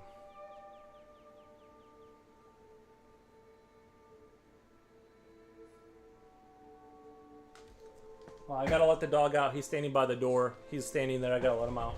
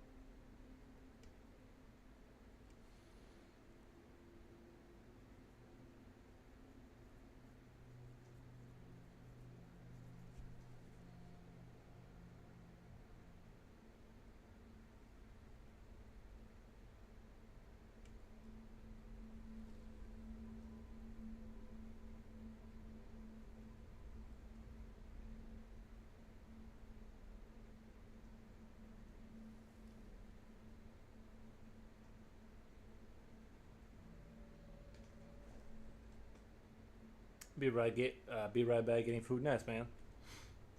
Hope it's not a bunch of carbs. Although I do love carbs.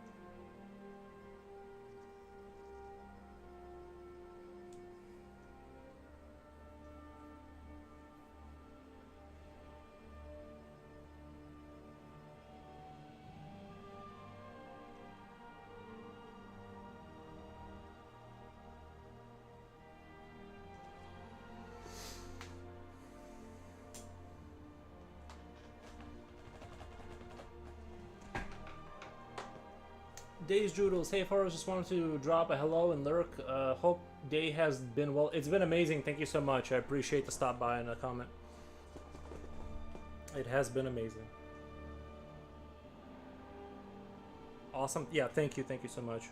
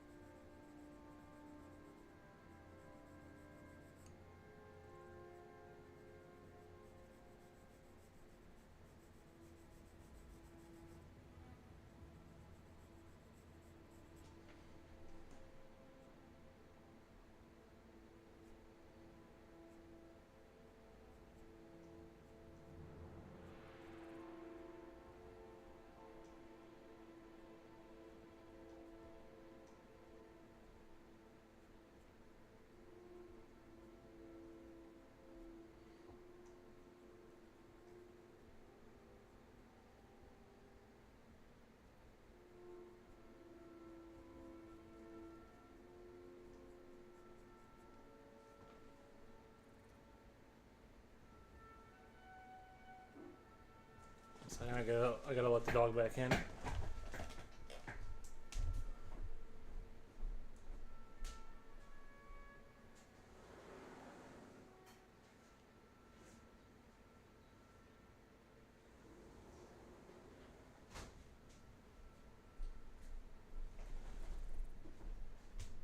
Come here, baby. Come here, baby. Oh, there he goes.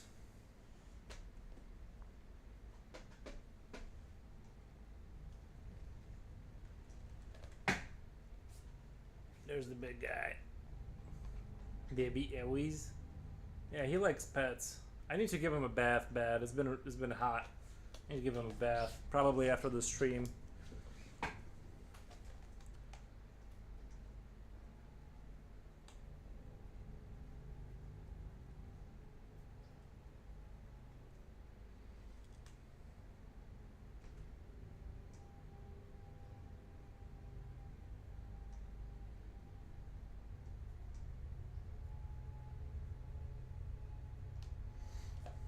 He smells like cheese now? Why would he smell like cheese? What the? This is a family show.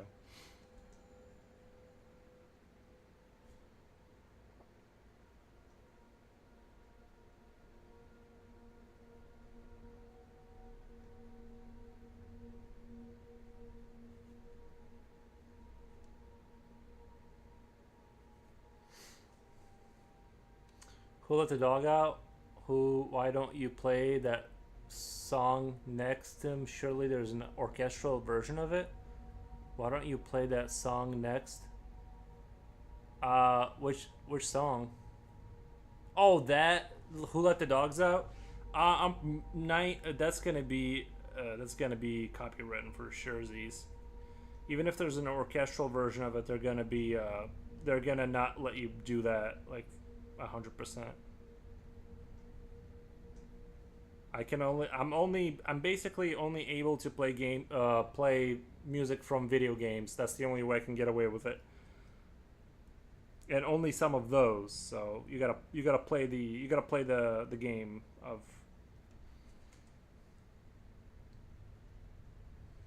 This is starting to look dark enough to where it looks like it's in the foreground and everything else is in the background. So this is starting to get to the point of kind of where I was going for. I might have put another object over here that's like that, and maybe like a big broken pole or something, or some, part of like one of the trenching stuff.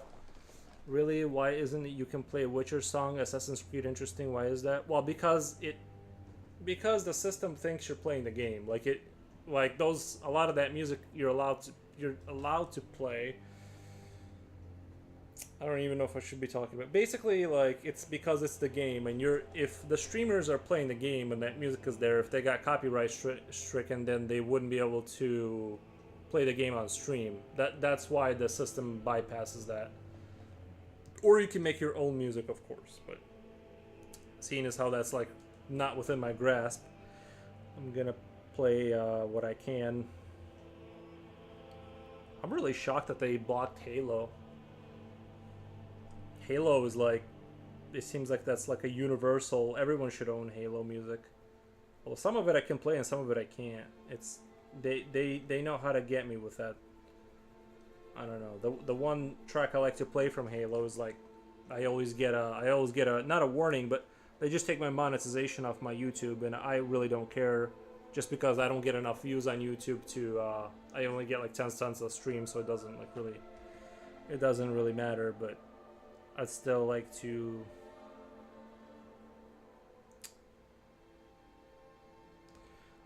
keep a clean record. What the?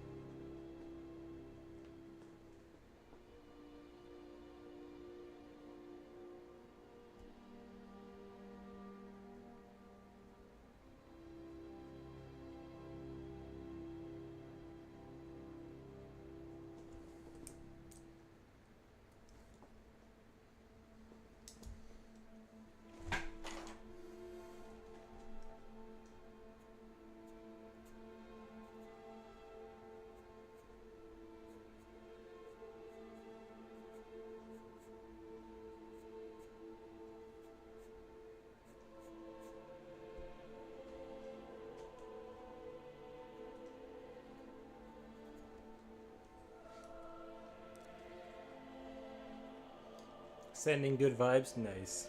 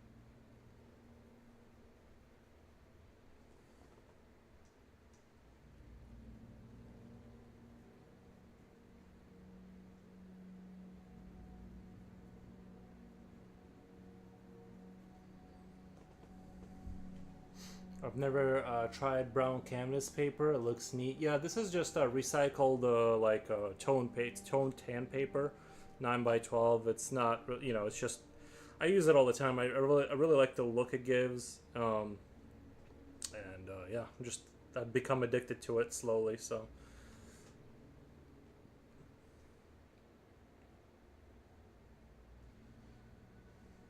what brand? Let me see. I got it laying around here somewhere. Where did it go?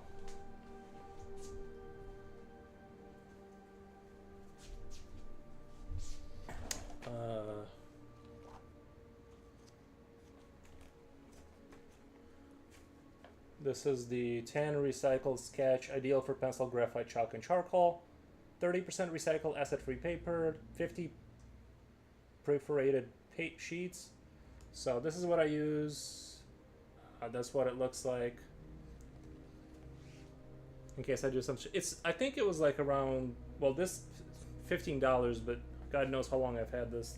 Might be a little bit. Might be like $18 now. Probably not though. It's relatively cheap. I mean, I've been streaming for like forever, and I'm still going through this thing, so it's like relatively cheap, I would say.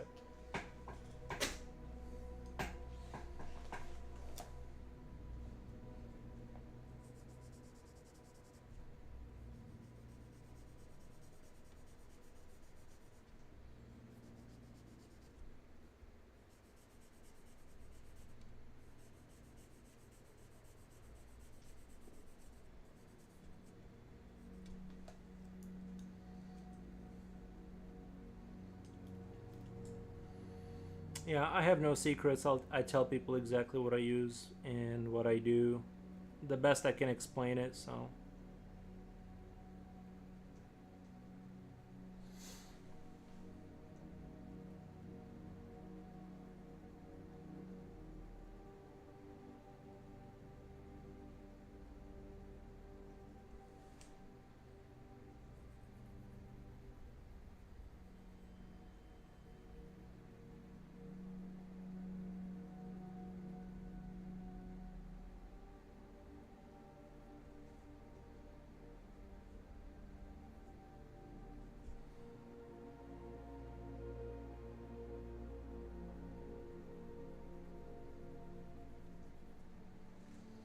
Yeah, no gatekeeping. Nice. Yeah.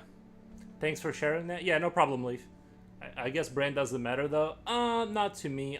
Well, it like doesn't matter in terms of like it doesn't have to be anything super fancy. Like it's whatever works for you. Like I got into the trend of thinking like that caisson paper, that fancy French paper, was like the big thing I needed. And then I realized because of its like heavy texture, it's designed for not what I do. And so I was literally paying more money for like very specific paper that cost a lot of money just to like waste that money because I didn't like what I was doing or like the way I draw just isn't it's not there's no reason to buy that high texture rough paper like that. This is just fine right here for what I do. So yeah, it doesn't like if you can make it work, it doesn't like matter how you get the thing to work. It just needs to function well for you and look great. So now if you were doing commissions for like really expensive commissions, maybe find paper that's like I mean, this is acid free, so acid free meaning that it shouldn't change with time and exposure to oxygen and light shouldn't. But maybe you'd need to go if you were doing like really expensive commissions. Maybe buy more expensive paper too, in order to just because you're being paid a lot, so you want to put it on something that's not gonna get ruined with being exposed to oxygen. It's mostly just about preference. Yeah, yeah. I mean, it is not, nice things are nice, but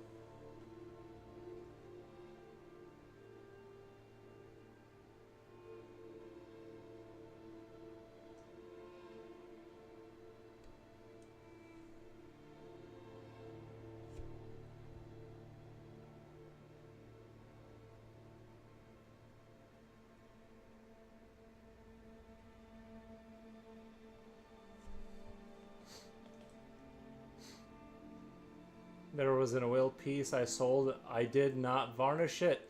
I regret that so bad now, but I didn't know any better. I live and learn. Yeah, I didn't realize varnish. Like you can put varnish on miniature models to protect the paint. I didn't know about that. And there's like some D&D models, like they don't have that same high quality plastic that Games Workshop has, and the paint just comes right off. I mean, I don't know what that plastic is that some of those D&D models are made of, but it just wipes away all the as soon as you touch it, it just the paint comes right off. It's really crazy. But yeah, I didn't know about that, and once I found out, you know, the customer complained that it wasn't dry. Oh, God, yeah, yeah. You live and learn. There's a lot of little tips and tricks for that kind of stuff, and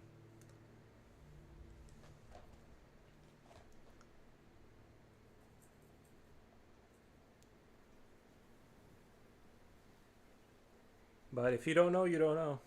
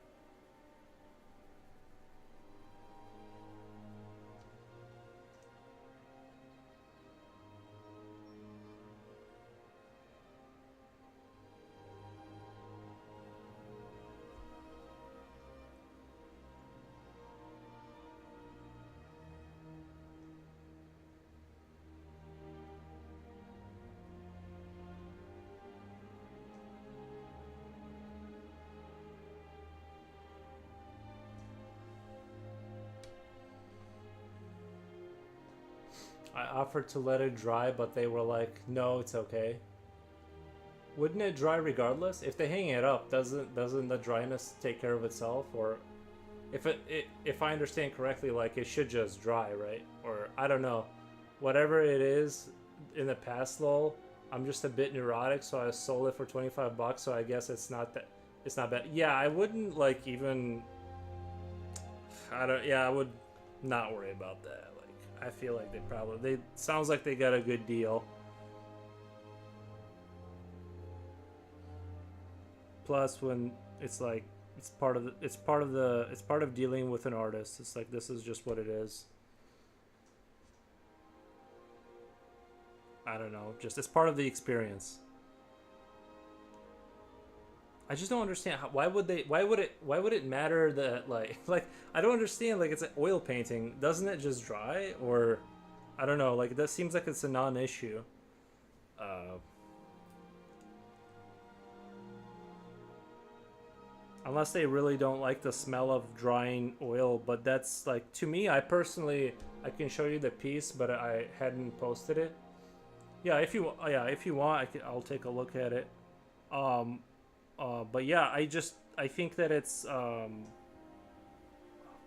I personally like the smell of like oil paint, like real oil from the way the you know, when you go into an art room where they're painting, like I really like that smell for some reason. It's got like that kind of oily oil smell, like real kind of oil. So yeah, I don't know. I just it doesn't bother me if that's what they're unless that's what they're complaining about is like the smell. That's the only thing I can imagine, because you're not really going to be playing chess on it. It's not like a thing you touch really. It's traditional, so yeah, nice. Yeah, I'll check it out for sure.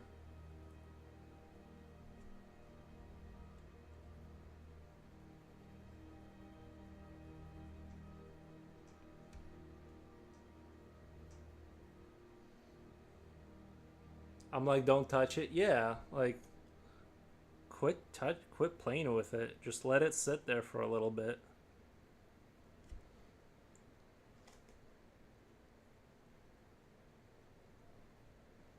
It'd be one thing if like you were painting like cars and then it wasn't dry or something, but like it's just gonna sit there and chill forever.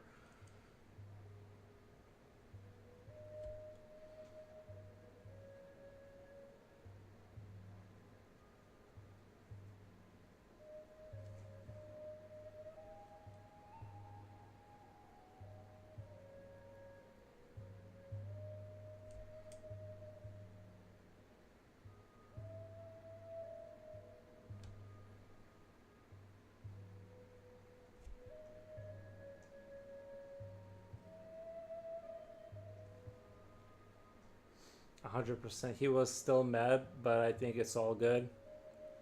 I would honestly like I would be more discriminatory against like bet. I think he wanted it for free. I would just get rid of honestly like I would just get rid of those customers if he, like I really would. It's not unless he's paying you like some absurd amount of money that you just like can't say no to. I would just if people are playing the I want this for free because like it was paint hasn't completely dried, which oil takes a while. I would just get rid of that customer. Honestly, just it really is not worth it to be like uh, it's too much. Like there's customers out there that it will not phase them to pay you like $1,000 and they won't complain, and then there's customers that will fist fight you over like $20. I literally would just like I'm telling you, I would just as soon as you get that sense that they're like going to start playing those games, I would just get rid of them. And I would apply that in every facet of your life.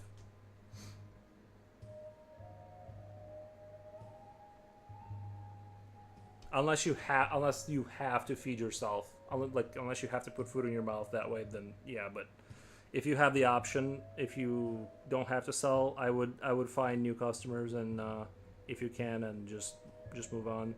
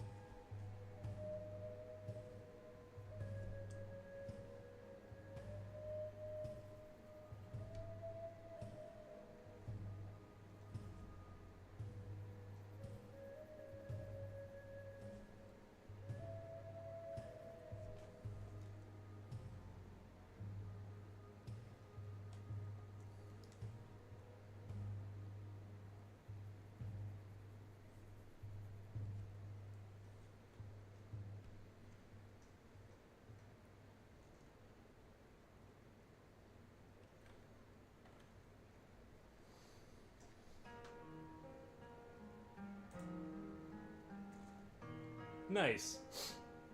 Very cool. I hit the like button on that. Very cool.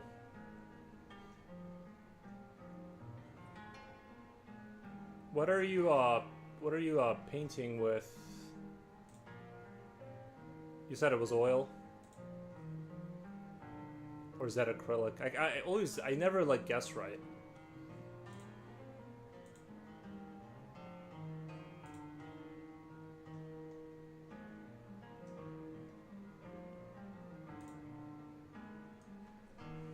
Very cool. I would show it on screen, but I don't have what do you call it? I don't have the setup for it because I changed my I can't emulate off the monitor anymore. I can set it up that way, I just haven't done it, so it's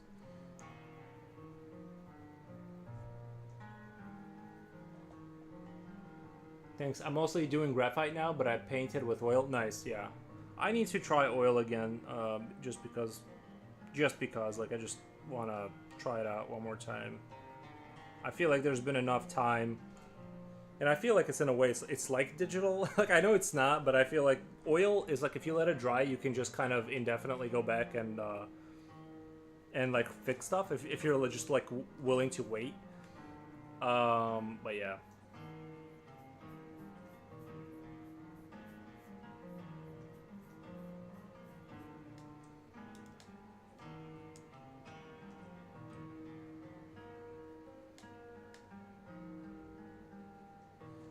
I still gotta work on a little bit of like differentiating the contrast. Like, I feel like he's good. I need to darken all this up and kind of differentiate this right here. It still needs to be darker than like this. This needs to be darker than this. And this might need to go another shade darker. So there's still work to be done because I don't want it to look like it's like just you know how when you look at a picture sometimes you don't know what to be looking at because there's so much going on and there's so much detail, but it's kind of hard to put together like what's happening because it's like but so like that's what I need to work on right now is like kind of like bring that out to where just fix stuff.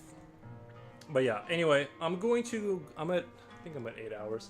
I love your pieces. Thank you so much. Appreciate that. Just wanted to see what I was talking about.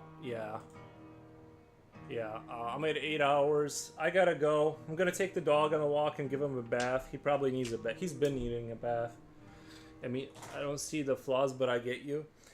Well, the monitor kind of overexposes things, so the monitor, it actually looks a lot better on it. In real life, it's like not as high contrast because obviously I adjust the video to like make it pop a little bit more for the stream, but it's a little bit less like that here. So I gotta like really bring it out more. Like you're seeing like maybe 35% more contrast than what's on here. So it's like a little bit more washed out. So I gotta sit here and like kind of make it happen slowly. So yeah, that's the challenge. But yeah, I'm gonna raid Twitch and I'm gonna end YouTube. Thank you, YouTube. Thank you.